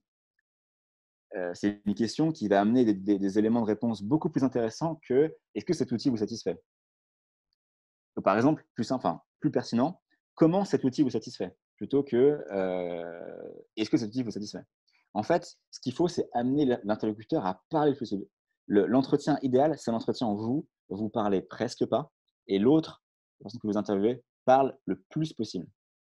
Et les questions ouvertes vont permettre de donner ça parce qu'en fait, les gens vont donner leur histoire, pourquoi ils font les choix, qu'est-ce qu'ils en ont pensé, et donc il ne faut pas hésiter à relancer avec des pourquoi. «Ah, mais pourquoi? Ah, et comment ça s'est passé? Ah, et qu'est-ce que vous en avez pensé?» et cetera. Donc, les relances de questions, c'est plutôt de cette nature-là. Pourquoi? Comment? Qu'est-ce que vous en avez pensé? Comment vous êtes senti? Est-ce que vous allez renouveler l'expérience? Enfin, ce genre de choses-là, plutôt que une batterie de questions. Donc, préparez pas des batteries de questions. Vous n'êtes pas là pour faire des questionnaires quanti. Pour ceux qui ont se famille du terme, il y a 2 types de questionnaires. Il y a les questionnaires qualitatifs et les questionnaires quantitatifs. Les questionnaires qualitatifs, ont des réponses qui ne peuvent pas être rentrées dans un tableur Excel. C'est typiquement ça, les questions ouvertes. Heu, si vous dites: «Bah, ouais, bah, hem, pourquoi est-ce que, vous n'utilisez pas d'outils de sous-titrage?» Vous allez avoir plein de réponses différentes et vous ne pouvez pas les rentrer dans des cases, en fait. C'est des choses que vous devez lire, à la suite et puis, extraire des insights. Et quanti, c'est tout l'inverse en fait. C'est des questionnaires qui sont construits pour que vous puissiez faire des statistiques. 60 des gens ont répondu plutôt oui, plutôt pas assez, plutôt favorable, plutôt défavorable. C'est ce genre de questionnaire. Et si vous faites des questionnaires quanti, ça sert à rien de les faire en face à face, en fait, vous perdez votre temps. Trouvez une mail list, une liste d'emails de personnes qui sont dans votre cible, construisez un typeform et envoyez-le et regardez les réponses quoi, et relancez les gens. Mais là, si vous avez la chance d'être en face à face ou au téléphone avec les gens, posez des questions que vous ne pourriez pas obtenir, enfin, essayez d'obtenir des réponses que vous ne pourriez pas obtenir par un questionnaire en fait. C'est comme ça que vous mettez à profit votre temps. Du coup, motivation, frustration, vous devez connaître l'histoire de l'utilisateur. Donc, dans mon cas, par exemple, à moi, avec le sous-titrage, ça m'a permis de comprendre des choses sur les gens. Les vidéastes, par exemple, les vidéastes indépendants, eux, typiquement, ils ont conscience qu'ils passent beaucoup de temps à faire leurs titres. Ils ont conscience que c'est méga lourd, méga chiant, mais ils n'ont pas beaucoup d'argent. Ils ne sont pas prêts à payer parce qu'en plus, c'est à la minute. Il faut penser que c'est à la minute. Du coup, ceux qui font des vidéos de 2-3 minutes, peut-être. Ceux qui font des vidéos un peu longues et tout, on arrive tout de suite sur des montants qui peuvent être importants, quoi. 50 €, 100 € et cetera la vidéo. Et pour beaucoup, ça casse totalement leur modèle économique, en fait. Donc c'est pas du tout envisageable. Donc c'est quelque chose que vous pouvez comprendre que si vous leur parlez. Et donc en fait, c'est des gens, et pourtant vous leur dites: «Ouais, mais le temps que tu passes à faire ça, ça te coûte aussi du temps». Enfin, le temps et l'argent, il y a une corrélation entre les 2. Du coup, si tu passes plus de temps à faire ça, tu passes moins de temps, à bosser sur, la construction de tes vidéos et donc potentiellement tu fais moins de vidéos au total et cetera. Mais sauf que c'est pas comme ça qu'ils calculent en fait. Parce que, le truc se passe pas comme ça. Ils ont pas des contrats, ils remplissent pas leur temps de façon aussi efficace en fait. Ils travaillent plus souvent sur 2-3 projets en même temps et fondamentalement, gagner 20 de temps, ça leur permettrait pas de remplir ces 20, surtout s'ils doivent les payer, en fait. Donc ça, c'est des choses qu'on comprend que quand on parle avec eux et de la même manière, vous allez voir un peu, ouais, je fais attention au timing. Du coup, j'ai quasiment terminé. Merci Ben. Un dernier point de méthodologie, OK, vous parlez à des gens, comprendre des choses, mais jusqu'à quand, en fait? À quel moment est-ce que vous savez que vous pouvez vous arrêter? Il n'y a pas de nom magique. Nous, ce qu'on dit, c'est faire d'entretien jusqu'à en vomir. Alors c'est un peu extrême comme ça, mais en fait, heu, vous saurez, vous avez entre guillemets «fait le tour» de ce que vous pouvez savoir, quand chaque nouvelle personne à qui vous parlez ne fait que répéter des choses que vous avez déjà entendues. Et au bout de la en fait, et c'est ça, en vomir, parce que vous continuez, en fait, vous continuez et il y a un moment où juste les gens répètent les mêmes choses et donc ça devient, mais gerbant, en fait. Pas contre eux, mais juste, c'est fatigant d'entendre des heures et des heures les mêmes trucs et là, vous savez que vous avez capé, quoi. C'est-à-dire qu'auprès de cette cible-là ou de ces cibles-là, vous avez récolté l'essentiel des informations les plus importantes et a priori, vous passez pas à côté de trucs importants. Du coup, faut pas partir avec un objectif chiffré. Faut se dire, «Je vais en faire tant par jour», par exemple, ou tant par semaine. Ça, c'est efficace pour se motiver et tout. Mais vous arrêterez cet exercice qu'à partir du moment où, ça se répète. Et moi, ça arrivait très vite, hein. Moi, en 10 jours, c'était fait, hein. Même pas en 10 jours, en 7 jours. 7 jours. C'est-à-dire, voilà, de lundi au dimanche, pas à des gens et en 7 jours, j'ai parlé à une trentaine de personnes. C'est-à-dire qu'il y a même pas besoin d'avoir des volumes très importants de c'est qu'en fait, au bout d'un moment, juste tout le monde vous répète la même chose. Et là, les choses ont été répétées assez vite, en fait. C'est pour ça que c'est un cas, assez parlant, le cas du filtrage. Alors du coup, qu'est-ce que j'ai compris? On a dit, il y a 3 cibles, donc quand j'ai parlé aux gens, donc je me suis rendu compte qu'il y avait, 3 cibles possibles. Il y a les vidéastes indépendants, les agences et petites prod qui finalement ont des fonctionnements très similaires et les grosses boîtes. Type, type comme ça, TF1, machin. Alors, les vidéastes indépendants, ils ont des besoins occasionnels, c'est-à-dire qu'ils ne traitent pas des volumes colossaux de vidéos, parce qu'ils le font tout seuls. Ils ont une conscience du problème et de la charge que c'est, de la pénibilité que c'est, mais ils ont très peu de budget. Et globalement, ils ne sont pas chauds. Ils préfèrent le faire eux-mêmes plutôt que de dépenser de l'argent pour le faire faire, même si on considère leur taux horaire, en fait, ils margeraient quand même. Enfin, la ration n'est pas là pour eux. Ensuite, vous avez les agences et petites prod.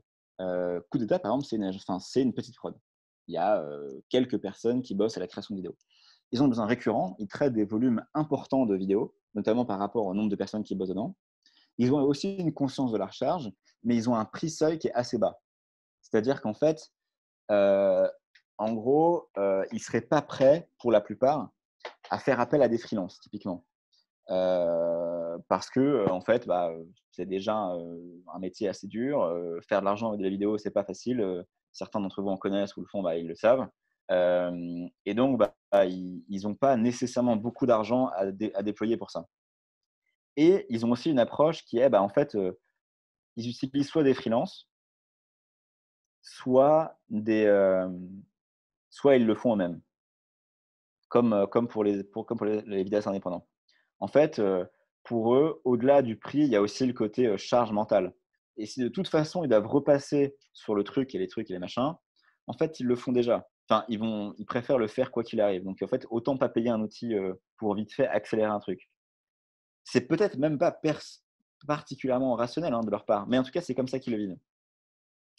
Et les grosses boîtes, elles, elles ont, pardon, je dois gérer le chat et le truc. Les grosses boîtes, elles ont des besoins récurrents. Évidemment, elles traitent des volumes très importants de données. Elles sont évidemment conscientes du problème. Sauf que les grosses boîtes, elles ne veulent pas s'emmerder. Elles veulent que le travail soit fait. C'est un peu comme fait par un freelance, quoi, entre guillemets. Il faut qu'au final, ils aient le sous-titre, c'est terminé. Sauf que les grosses boîtes, elles ne sont pas conçues de la même manière. Les grosses boîtes, elles ont un truc essentiel que les autres n'ont pas. C'est de la chair fraîche, pas chère. Elles ont des stagiaires. Et c'est horrible, mais ils s'en battent les couilles. En fait, pour eux, le prix d'un stagiaire est quasiment le même, et même inférieur, parce qu'en fait, les freelances qui font ça, peut-être qu'ils sont plus efficaces que les stagiaires, peut-être qu'ils le font plus vite, mieux, etc. Mais fondamentalement, mettre un stagiaire dessus, ça coûte moins cher que de mettre un freelance. Et donc, ils s'en fichent, en fait. Ils font appel parfois à des freelances, mais rarement. C'est globalement leurs stagios. Du coup, vous avez ces solutions-là qui sont utilisées par ces différentes catégories. Les vidéastes qui n'utilisent rien, qui le font eux-mêmes. Les agences et petites prod qui utilisent soit des freelances pour accélérer, soit rien. C'est plutôt les agences qui utilisent des freelances. Les agences, parce que elles ont des contrats et du coup, elles peuvent facturer le truc, quoi. En fait, finalement, elles délèguent le truc à des freelances. C'est plus elles sous-traitent, en fait. C'est plus de la sous-traitance que réellement de l'utilisation d'un outil, quoi. Et les grosses boîtes qui s'en foutent et utilisent des stagiaires. Maintenant, vous demandez, mais du coup, qui utilise les outils les petits outils de prémâchage? En fait, les outils de prémâchage, j'ai formulé mon hypothèse que c'était plutôt des vidéastes indépendants, mais qui n'étaient pas vidéastes par profession. En fait, quand vous regardez les outils de prémâchage, c'est-à-dire qui prémâchent les sous-titres, vous vous apercevez qu'ils font souvent pas que ça. Ils permettent aussi de générer des vidéos au format carré pour Instagram ou 16 neuvième pour YouTube. Ils permettent aussi de mettre votre logo, de faire des transitions, de l'exporter en différents formats, de mettre des filtres, etc. Donc en fait, c'est plus des outils d'édition vidéo qu'à proprement parler des outils de sous-titrage. Le sous-titrage est un argument fort, mais en fait, c'est avant, et ce truc se market quasiment plus comme des outils d'édition vidéo. Ce qui fait que les gens qui utilisent ça sont des gens qui ne savent pas utiliser Final Cut, Adobe Premiere. Et à raison. Du coup, en fait, les gens qui utilisent ça, c'est typiquement, je sais pas, moi, vous avez une boîte, vous êtes une boulangerie, n'importe quoi, et vous voulez faire une petite vidéo pour les réseaux sociaux et tout. Vous ne savez pas utiliser Final Cut, ça coûte cher, c'est hyper long d'apprendre à s'en servir, c'est hyper chiant aussi. Vous tapez outils d'édition vidéo et vous avez tous ces outils-là qui, en plus, vous permettent de les sous-titrer. Et donc, finalement, la cible de ces mecs-là, ce n'est pas du tout ceux qu'on croyait. Ce n'est pas ceux qui sont dans l'optimisation du temps parce que cette tâche est super pénible pour ceux qui utilisent Premiere et Final Cut. En fait, c'est juste un outil en plus pour des gens qui ne savent pas utiliser Final Cut et Premiere. Et ça, c'était une hypothèse que j'ai formulée en parlant à tous les gens qui ne sont pas dans la cible et qui a été confirmée quand j'ai parlé du coup aux dirigeants de ces boîtes-là. Et le truc qui est, qui est vraiment dingue, c'est qu'en fait, eh ben, il y a des usages en plus. Je vous ai parlé des usages au départ. Il y a les concurrents, les institutions, les associations et les usages. La concurrence, c'est aussi l'usage. Il y a des gens, y compris dans les vidéastes, les petites boîtes et les grosses prods, qui ont trouvé des hacks en fait. Ils mettent la vidéo sur YouTube. YouTube génère le fichier de sous-titres. Il est imparfait parce il est à 70% entre 50 ou 40% et 80% de taux de fiabilité en fonction de la langue, de la qualité du son, de la qualité d'énonciation du speaker, de l'accent, etc. Et donc, les gars font ça, génèrent le fichier de sous-titres, l'exportent, l'importent dans Final Cut ou Premiere et complètent. C'est génial. Et du coup, en fait, votre concurrent, c'est pas seulement Final Cut ou les différents outils ou les grosses boîtes ou les freelances, c'est aussi simplement que des mecs ont hacké des outils existants qui sont pas faits. Enfin, YouTube, c'est pas fait pour sous-titrer des boîtes, enfin des vidéos. Pour autant, il y a un moyen de accélérer son travail par ce moyen-là. Et donc, au final, ce dont on s'aperçoit, c'est que ce que je voulais faire à la base, c'est-à-dire un outil qui permet aux vidéastes ou aux gens qui ont des compétences en vidéo, Final Cut, Premiere, de faire des sous-titres et de gagner du temps, en fait, existe que sur une plage très fermée. C'est-à-dire que c'est la catégorie des petites boîtes de prod qui sont prêts à utiliser, mais c'est vraiment très faible. Ou alors des boîtes, enfin des gens qui n'ont pas de compétences en édition vidéo. Mais du coup, l'outil que tu dois faire, c'est pas simplement un, un outil de sous-titrage, c'est également un outil d'édition vidéo. Du coup, ce qui est terrible, c'est que je suis parti au départ avec un besoin réel. C'est-à-dire que les mecs sont réellement, littéralement frustrés. Euh, je, il y a certains qui sont prêts à payer pour une solution, mais en fait, ceux qui sont prêts à le payer payent une solution dont ils attendent un résultat fini à 100% et parfait, ce qu'une solution technologique aujourd'hui ne permet pas. Que même Rev.ai, qui a investi, je crois, quelque chose comme 120 millions de dollars en R&D en 4 ans, donc on est sur des montants vraiment colossaux, eux, ils ne peuvent pas encore garantir 100% de taux, quoi. Ils doivent encore faire appel, et je crois qu'ils ont une armée de 20 000 freelances. Alors, ils ne s'occupent pas à 100% du temps, mais ils ont 20 000 freelances dans euh, plein, de, plein de domaines en plus différents pour se titrer. Donc, en fait, ces mecs-là ont un besoin, mais quand on creuse le besoin, en fait, les attentes, je parlais de standards et de barrières au départ, et que c'était important. En fait, là, typiquement, le standard qui est attendu, on ne peut pas y répondre avec une solution purement technique. Et en fait, si on descend de ce truc-là, en fait, on tombe dans une niche où il reste plus grand monde. Alors que le problème est réel. Euh, du coup, finalement, la viabilité économique de mon idée, malgré un besoin réel, malgré une cible identifiée, malgré plein de gens. Tout le gens m'avait dit ouais, si tu fais un outil qui permet ça, c'est trop bien. En fait, quand tu creuses, c'est pas le cas. Et la chance, c'est que j'ai eu Nicolas Filzi qui m'a empêché de me dire mais non, mais tous les feedbacks que j'ai sont ultra positifs. C'est sûr, ça va marcher. Vraiment, j'ai dit cette phrase. Hein, c'est sûr, ça va marcher. C'est-à-dire que Filzi peut témoigner. J'ai dit c'est sûr, ça va marcher. C'est terrible. Ça m'a empêché de partir bille en tête, de faire n'importe quoi, de développer des solutions que j'aurais dû certainement jeter après 6 mois de développement. Et là, ça aurait été moi au milieu de ce tas d'ordures, par exemple. Voilà, un tas de code inutile qui aurait été sur mon repo, un repo GitHub inutile. Donc, une semaine, vraiment 7 jours de benchmark, bien mené. Alors, j'ai eu un peu de chance parce qu'il se trouve que je travaille dans la vidéo. Du coup, je connaissais des gens qui étaient dans la vidéo. Donc, après, c'est souvent le cas. Souvent, quand vous me montez un truc, sans être forcément dans le secteur, vous connaissez au moins quelques personnes qui naviguent là-dedans. Si vous faites un truc dans l'éducation, vous connaissez vos profs, des gens qui sont dans l'éducation, des étudiants sur les choses. Du coup, vous avez au moins un petit cercle à contacter. Et par recommandation, ensuite, vous pouvez élargir le cercle, avoir des informations. Et du coup, en conclusion, heu, l'outil du benchmark, c'est un outil qui est high risk, high reward. Donc risque important, récompense importante. Heu, alors pourquoi high reward?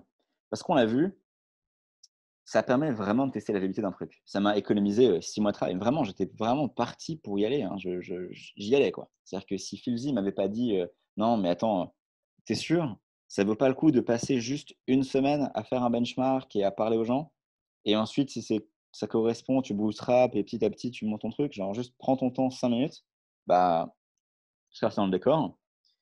Ça permet donc de cartographier l'écosystème, c'est-à-dire que même, en fait, là, du coup, admettons que, dans ce cas-là, la viabilité aurait été, tous les signaux auraient été au vert. Ah, on imagine. Ben, au moins, je savais dans quel univers j'allais naviguer. Je savais qu'il y avait, les 3 différents types de clients. Je savais quelles étaient leurs attentes, qu'est-ce qu'ils considéraient comme étant important, qui avait du budget ou pas. Parce qu'au final, vous, ce que vous voulez, c'est, vendre une solution. Et évidemment, les clients qui sont déjà hyper ric-rac, ils ont pas beaucoup de budget à déployer pour des nouvelles solutions.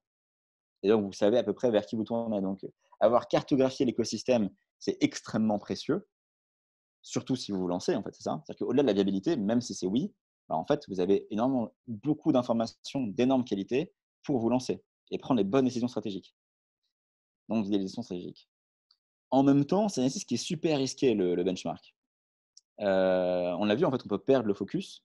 Par exemple, voilà, moi, si j'avais fait le truc et que je l'avais mal fait, j'en aurais peut-être conclu, en voyant plein d'outils qui faisaient ça, qu'en fait, l'élément ultra différenciant, je sais pas moi, ça aurait été, de le faire, dans des langues différentes ou d'avoir une super interface, hyper ergonomique pour, gérer les sous-titres ou, je sais pas moi, un truc qui permettait de naviguer bien avec les, il y a des chats. Créer un besoin, parfois ne penses-tu pas pardon, je lis la question à voix. Ne penses-tu pas qu'il est important de créer un besoin? Parfois les gens pensent ne pas avoir de besoin et le jour où l'offre existe, le besoin est créé. Alors en fait, il faut faire la différence entre, le besoin existait, mais ne s'exprimait pas sur une solution similaire et le besoin n'existait pas. Heu, quel exemple je peux prendre pour, parler de ça efficacement? Heu,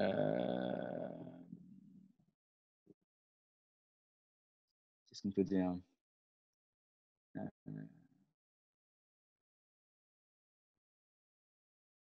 C'est un exercice, allant. Comment? Ouais, Uber, les gens avaient déjà le besoin de se déplacer, quoi. Mais, ouais, voilà, OK. Bon, c'est un peu farfetch, mais pas mal. Effectivement, Uber, pardon, il y a ma femme qui est à côté. Heu, Uber, par exemple, si vous dites: «Bah, voilà, je vais faire une app qui permet de commander des véhicules, les mecs viennent me chercher un point A d'un point B», bah, a priori, je veux dire, il y avait déjà les taxis, donc il y avait pas, comment dire? C'est pas il y avait pas de solution pour ça, en fait. Il y a les gens vous auraient dit: «Bah, non, mais quel besoin de ça?» Et d'ailleurs, si vous parlez et c'est terrible, hein, aux gens à qui Uber a été pitché au départ, les gens disaient que ça marcherait pas. Voilà. Non, plus simple, Airbnb.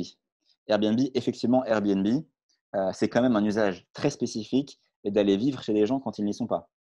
Je veux dire, c'était peut-être un truc qui existait dans une frange très marginale de la population, dans des milieux où, peut-être que c'est un truc qui se fait. Il y avait le couchsurfing, mais là, on n'est pas là-dessus. On est réellement dans, soit j'ai une chambre, soit j'ai le logement entier, c'est, théoriquement un endroit qui est habité. Du coup, ce besoin à privé, comme tu dis, n'existait pas. C'est-à-dire que les gens se disaient pas: «Ah là là, j'aimerais bien aller dans un appartement d'un mec à Rome», tu vois?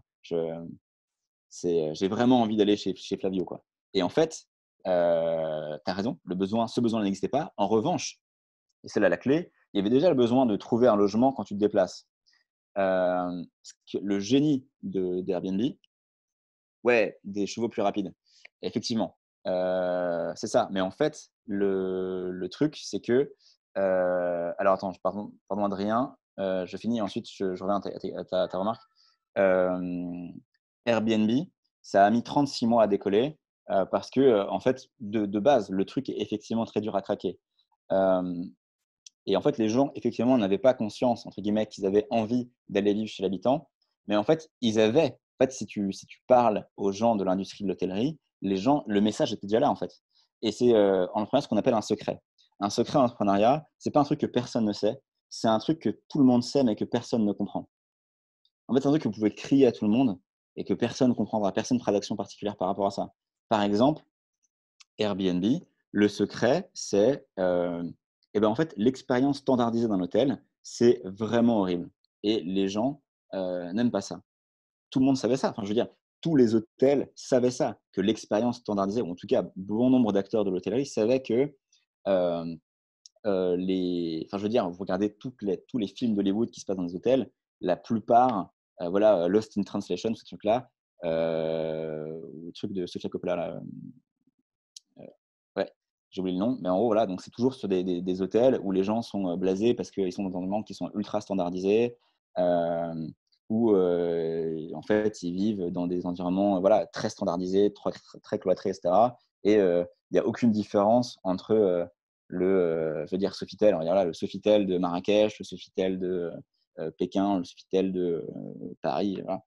Et en fait, ça, c'est un problème. Le truc, c'est qu'aucun hôtel était prêt à changer ça parce que leur modèle économique est fondé sur la standardisation. Il est fondé sur le fait qu'ils font des économies d'échelle en délivrant une expérience standard et que fondamentalement, et en fait, je fais un lien avec Ford, justement, le Fordisme, c'est ça, c'est la standardisation. C'est qu'en fait, si tu mets un standard qui est plus élevé que le marché, les gens vont se diriger vers toi parce qu'en fait, tu es une garantie de ce standard.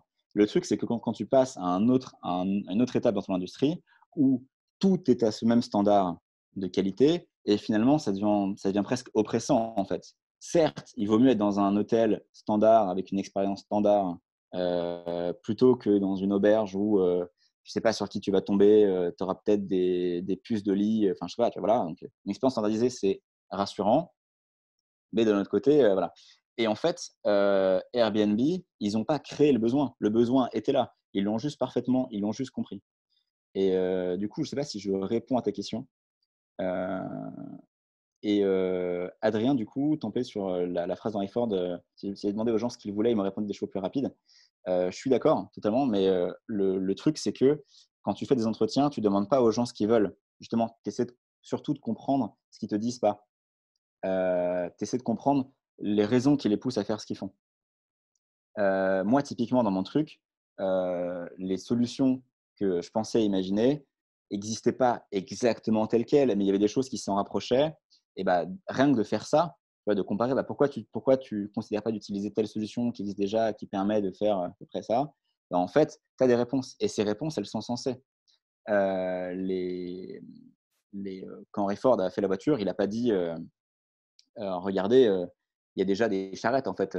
En fait, le truc, c'est qu'on est sur une innovation très forte, mais il y a des moyens de faire. En fait, ce qu'aurait Ford observé, c'est que les gens avaient besoin d'être déplacés d'un point A à un point B en sécurité et que ce soit pas pénible en fait. Un cheval, faut savoir monter à cheval. Un cheval, il faut le nourrir. Un cheval, il peut tomber. Tout un tas de trucs. Il faut changer de cheval je crois que c'est toutes les 12 miles, un truc comme ça, les relais de poste, un truc comme ça.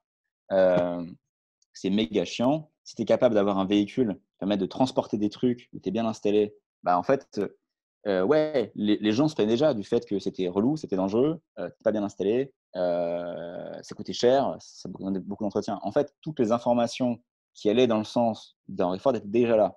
Ce qui veut dire par là, c'est que les clients vont jamais exprimer un besoin clairement. Et il a totalement raison. Vous parlez à tous les designers du monde, ou tous les freelances d'ailleurs, si vous avez déjà eu affaire à un client, vos clients ne savent pas formuler un besoin. Vos clients vous demandent des solutions, ils vous demandent des chevaux plus rapides. Sauf qu'ensuite, votre travail à vous, c'est de comprendre ce qui se cache derrière cette demande du client pour trouver des solutions. Et du coup, alors là c'est moi qui m'imagine un peu, mais évidemment, Henry Ford, j'imagine que lui, ce qu'il a observé, c'est que oui, en fait, le besoin en automobile, il n'a pas fait des automobiles pour l'armée, il n'a pas fait des automobiles pour le transport en commun, il a fait des automobiles personnels, le véhicule particulier. Et c'est ça qui est vraiment singulier. Euh, il y avait déjà des véhicules qui permettaient de faire des bus, sur des choses, mais il a compris en fait qu'il y avait un besoin pour les individus de se déplacer d'un point A à un point B spécifique et pas sur une ligne. Pour info, les transports en commun, ça date de Blaise Pascal. Blaise Pascal, il a créé la première société de bus du monde dans les années 1630. Du coup, et c'était à Paris. Et du coup, le bus ou les transports en commun, ce qu'on appelait le coche, c'était un truc qui était extrêmement populaire et très connu. Et en fait, ces mecs-là utilisaient déjà des véhicules motorisés, ou des trams d'ailleurs. Et en fait, le génie d'Henry Ford, c'est pas d'inventer la voiture, c'est d'inventer la voiture personnelle, la voiture particulière. Et du coup, sur ce point-là, tu as parfaitement raison, Adrien. En fait, il ne suffit pas d'écouter le message de ton client. Il faut essayer de comprendre ce qu'il veut faire, pourquoi il veut le faire et comment est-ce que toi, tu peux du coup déployer une solution pertinente. Pour reprendre l'exemple euh, de Airbnb, en fait, il y avait déjà le besoin, il y avait déjà le besoin de se loger à l'étranger, d'être en sécurité, d'être dans un endroit agréable. Et en fait, ce qu'ils ont capté, c'est que il était possible, et c'est ça le défi, il était possible en fait de mettre à profit euh, un, un parc immobilier dont ils ne sont pas propriétaires, parc immobilier des gens en fait, et que cette expérience était pour certaines personnes préférable à l'expérience d'un hôtel. Du coup, je termine. Ok, merci. Louise. Vraiment, n'hésitez pas à commenter hein, si la réponse ne vous satisfait pas. Du coup, là, c'est très risqué parce que avec ce benchmark, potentiellement, vous pouvez perdre le focus. Vous pouvez regarder ce que fait la concurrence et vous dire que c'est exactement ce qu'il faut faire. Ou, ou à l'inverse, essayer de faire des choses différentes alors que c'était les choses pertinentes. En fait, c'est que si vous ne savez pas comment vous le faites ou pourquoi vous faites les choses, on en vient au truc là de essayer de comprendre pourquoi les gens font les choses, potentiellement, vous allez dans le décor. Et donc, vous prenez des décisions sur les informations erronées. Donc, un petit takeaway pour vous, voilà, où vous pouvez partir avec ces informations-là.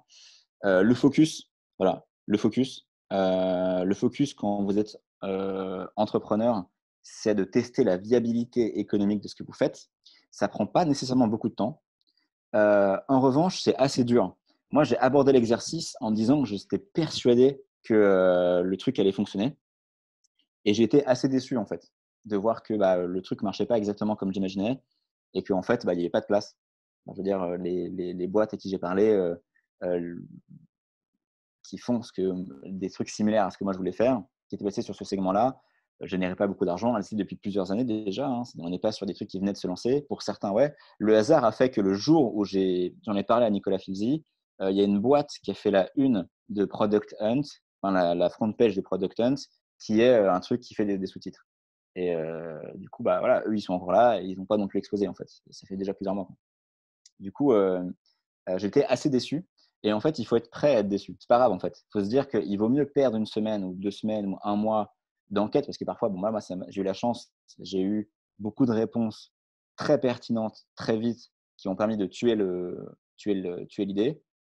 Mais parfois, ça prend plus de temps parce qu'il y a plus de sites différents, où il y a plus d'outils, où il y a plus de contexte. Vous avez plus de mal à contacter les gens aussi peut-être. Mais en tout cas, ça vaut le coup de passer une semaine, 2 semaines, un mois à faire le benchmark produit, à faire des entretiens, à croiser ces informations, à essayer de comprendre l'écosystème. Du coup, gardez ce focus-là. Vous êtes là quand vous faites un benchmark pour tester la viabilité. Alors plus tard, quand vous avez la chance d'avoir des boîtes, vous pourrez faire d'autres benchmarks, par exemple pour lancer un nouveau produit, ce genre de choses. Et du coup, vous testerez la viabilité de ce nouveau produit. Ou par exemple, si vous êtes tout à coup en danger, quand vos parts de marché se réduisent, vous pouvez refaire un benchmark pour recomprendre l'écosystème. Euh, Ensuite, il y a un bagage méthodologique à garder. L'idée qu'il faut conserver, c'est que l'outil vous permet de cartographier l'écosystème. Je ne peux pas insister sur là-dessus. Il faut cartographier l'écosystème et il faut parler aux gens.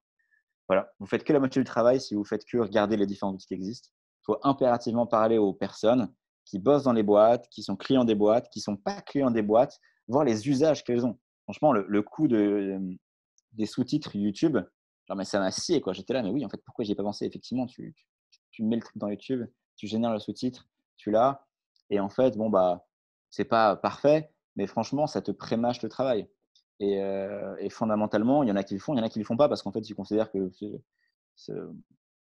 ils s'emmerderaient en fait. Ils sont pas à 20 minutes près, ils préfèrent ou à 1 heure près, ils préfèrent le faire directement dans Final Cut. Croiser les tests et les entretiens et état d'esprit, doute méthodique, confiance en soi. Voilà, faut pas aborder le truc en se disant qu'on a raison sur tout, donc doute méthodique. On n'est pas détenteur d'une vérité universelle. En revanche, il faut avoir suffisamment confiance en soi pour se dire, bah, en fait, voilà, les gens en face, font peut-être des trucs, qui n'ont pas de sens. Je peux être capable de proposer quelque chose d'intéressant sur ce domaine.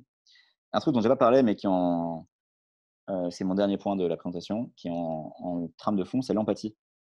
En fait, pour parler aux gens et comprendre des choses, faut faire preuve d'empathie. Alors bon, c'est un terme qui est très à la mode aujourd'hui, mais fondamentalement, l'empathie, ça veut juste dire que, vous jugez pas les gens, vous essayez simplement de comprendre ce qu'ils font. Vous essayez de comprendre, pourquoi machin, qui est vidéaste, préfère économiser, 10 balles par mois, ou 20 balles par mois sur une solution qui lui prémâche les sous-titres. Parce que, bah, pour lui, 10 balles ou 20 balles, c'est de l'argent, et qu'en fait, il voit pas l'intérêt de payer ça. C'est un choix économique. En fait, s'il veut pas payer, il paiera pas de toute façon. Donc voilà, c'est un choix économique intéressant. De la même manière que, bah, les boîtes de prod font appel à des freelances, voilà. En fait, faut aborder aucun entretien avec des stéréotypes ou avec des jugements ou des idées préconçues. Faut, garder l'esprit ouvert, essayer de comprendre pourquoi les gens font les choses et en fait, vous allez, comprendre infiniment plus de choses. Voilà, donc c'est ça, c'est le truc que vous pouvez emporter avec vous. Si vous le voulez, je peux partager la presse. Je peux envoyer le lien de la presse sur, je vais faire ça d'ailleurs.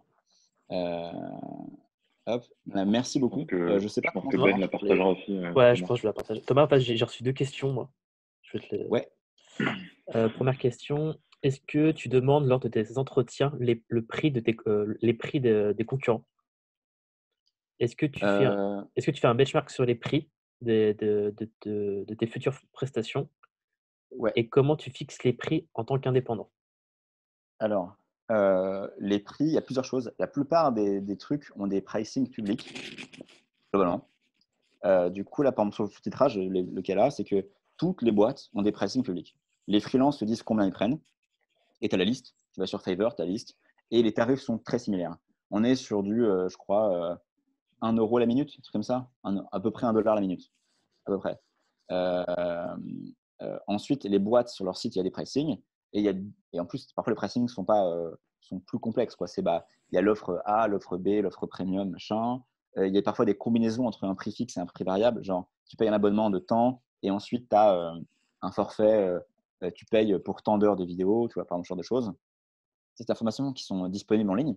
Donc, quand tu fais tes recherches sur les différents outils qui existent, tu notes les prix. C'est très intéressant comme information à noter. Ensuite, parfois, ce n'est pas public. Et là, tu as plusieurs possibilités. Soit tu parles à des clients et tu leur demandes combien ça leur a coûté. Alors après, c'est toujours délicat parce que souvent, quand le prix n'est pas public, ça veut dire que le prix pas est à la tête du client, mais le prix est très variable en fonction de la nature du projet. Si tu veux retaper ta cuisine, par exemple, en fonction de la taille de ta cuisine, de l'endroit où tu es, de différents matériaux que tu veux mettre, de comment tu veux l'équiper, etc., le prix ne sera pas le même. Et puis la marge que veut prendre le chef de chantier, quoi. Du coup, en fait, typiquement, ce que tu peux faire, c'est demander des trucs. Tu peux parfaitement demander pricing. C'est-à-dire que tu peux filouter le truc, t'en bats la race. Par exemple, s'il y a souvent dans les sites, il y a écrit pour demander un pricing, veuillez nous contacter. Tu envoies un email, tu donnes un cas que tu penses être un cas standard. Pour ça, il faut avoir parlé à des gens, typiquement. Tu dis, bah, voilà, moi, je vais refaire ma cuisine. Elle a une superficie de temps. Je veux un truc en carrelage. Je veux un plan de travail d'une longueur d'à peu près tant, machin, et un frigo. Combien, enfin, à titre de truc, tu vois, tu ne demandes pas de devis forcément. Tu demandes toujours un devis. C'est génial. Genre, parce que du coup, le devis, en fait, il engage le prestataire. Donc, si tu as un devis, tu sais que c'est un prix qu'il aurait été prêt à accepter. C'est un truc qu'il aurait signé, en fait. Le devis a quasiment valeur de contrat. Un devis signé à valeur de contrat. Du coup, demande toujours un devis. Si le mec ne donne pas de devis, mais qu'il donne au moins une fourchette, au moins tu as ça. Tu vois. Après, les clients, en général, les gens te disent comment ils ont payé. C'est pas, les gens sont assez peu, il y a assez peu de tabous en fait là-dessus. Les gens ne te donneront pas leur chiffre d'affaires, par exemple, sur les choses, ou leur taux de marge sur les choses. Mais ouais, les gens donnent des pricing. Et c'est une très bonne pratique de prendre les pricing et de les comparer. Voilà. OK. Il y a une autre question du coup qui est apparue. Mhm. Comment faire un benchmark pendant le confinement? Envoi de mails, Ah, téléphoner aux agences concurrentes, demande d'entretien de 20 minutes par téléphone. Quels seraient tes conseils? euh, alors, déjà, il y a la première partie du benchmark qui est genre le benchmark produit, c'est-à-dire regarder l'offre existante. Ça, tu peux déjà la faire parce que de toute façon, c'est un truc que tu fais en ligne, sauf si dans des secteurs très particuliers. Par exemple, je sais pas moi, si tu veux faire un benchmark des prix de la viande sur les différents marchés, là, tu es embêté, là, tu vois? Là, ça marche pas. Mais bon, si tu veux faire un truc sur des outils en ligne, par exemple, ou des plateformes ou des trucs qui ont des sites où les informations sont en ligne, tu vois, tu peux déjà le faire. Ensuite, pour prendre contact avec les gens, bah, ça change pas. En fait, tu peux appeler. Moi, en physique, j'ai rencontré que 2 personnes, hein, sur la vingtaine. Parce qu'en fait, pas besoin. Une fois que tu es, en fait, identifie déjà dans les cercles des gens que tu connais, tous les gens qui sont dans la cible. Alors soit pas forcément dans la cible exacte, mais que tu penses pour lesquels tu penses qu'ils ont le besoin ou qui sont dans un univers dans lequel ce besoin existe. Après, du coup, il faut modérer les réponses. Si tu as quelqu'un qui te dit: «Bah, moi, je connais des gens qui ont ce besoin-là» et l'information que tu prends de seconde main, elle a moins de valeur, elle est moins certaine et du coup, tu demandes à être rencardé auprès de ces gens-là. Mais du coup, la première étape, c'est déjà appeler tous les gens que tu connais qui ont ce besoin-là. Donc moi, c'est simple, j'ai appelé tous les gens que je connais qui savent faire de la vidéo. Pour certains, c'est leur métier, pour certains, c'est pas leur métier. Pour certains, c'était leur métier. Certains ont bossé en agence et ensuite maintenant font d'autres choses. Ensuite, tu leur demandes des recommandations. C'est ça, c'est vraiment l'essentiel, c'est la clé du truc parce que tu pars nécessairement avec un petit pool, une petite pool d'individus et de cibles. Donc tu te fais un Excel, hein, tu te fais une Google Spreadsheet qui, bah, voilà, voilà les gens que je connais, machin. Tu notes leur téléphone, leur mail, machin et si tu les as contactés et tu demandes systématiquement à chaque personne que tu contactes 3 nouvelles personnes. Alors, parfois, ils t'en donnent pas 3 parce qu'ils n'en connaissent pas 3 ou parce qu'ils ne se sentent pas de te recommander à plus que 3 personnes ou qu'ils te disent que ça n'a aucun intérêt parce qu'ils connaissent les gens dans la même boîte et qu'ils vont dire la même chose. Mais tu demandes toujours 3. Et en fait, c'est ça qui va alimenter ton truc.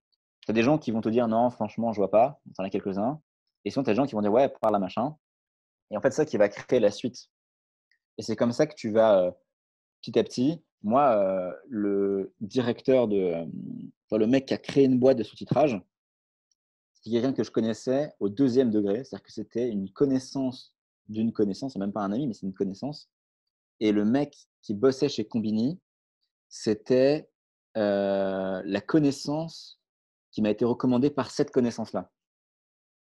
Donc c'est du 3e degré.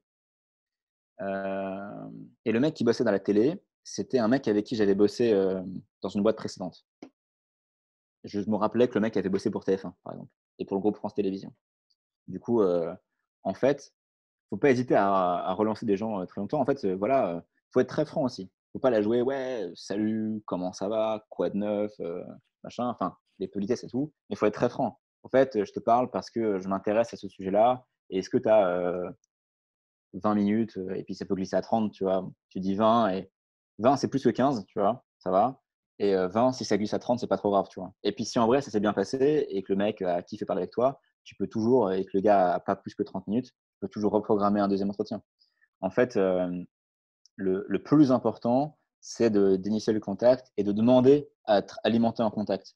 Et quand tu contactes quelqu'un en disant «Bonjour Jean-Louis, bah, je te contacte, je suis un pote de Jacques, voilà, il m'a parlé de toi, je m'intéresse au sujet de machin et il m'a dit que bah, ce serait super intéressant de parler avec toi et que tu aurais plein de trucs à m'apprendre. Est-ce que tu as 20 minutes à m'accorder par Zoom ou par téléphone, machin?» Tu as des personnes qui vont plutôt vouloir fonctionner par email, parce qu'elles sont occupées ou elles n'ont pas que ça à faire, parfois, hein, des gens que tu connais pas et tout. Ça vaut le coup aussi. Un truc, à voix haute, c'est toujours préférable, mais ça vaut le coup. Donc voilà, mes conseils, c'est, les trucs qui sont benchmark pour you, tu peux toujours le faire sur internet et les calls, enfin les entretiens, ça change pas. En fait, ça veut juste dire que tu as pas le truc physique, en présentiel. Mais ça, c'est déjà plus casse-couille parce que, les gens doivent prendre un moment pour être dans un endroit où ils vont pouvoir te recevoir, parce qu'il va des devoir te déplacer vu que c'est toi qui demandes des trucs. Ça veut aussi dire que tu peux en prendre moins dans la journée. Tu vois, je sais pas, si tu es parisien par exemple et que tu dois parcourir tout Paris pour contacter des mecs, bah forcément tu vas passer 3 heures dans les transports dans la journée, tu vas contacter beaucoup moins de gens. Donc en vrai, le téléphone c'est top et la visio aussi. Donc voilà, contacter des gens et demander des recommandations. Ça marche. Bah, merci beaucoup Thomas. Je sais pas si vous avez Je t'en d'autres prie. questions n'hésitez pas. Je crois que Nicolas, tu avais un petit mot à dire? Tac. Oui, c'est bon. Vous m'entendez? Oui. Nickel. Oui, je reprends la main vite fait. Merci Thomas, c'était trop cool. J'ai J'en prie. suivi par intermittence, j'avais vu ta presse hier. C'est vraiment chouette. Merci beaucoup. Bonne nouvelle, on est toujours champion du monde. Oui, pardon. Parce que Oui, c'est cette ça. autruche. Je voulais finir là-dessus. Bonne nouvelle. Mais on confirme, on est toujours champion du monde. Donc, la vie ne va pas si mal que ça.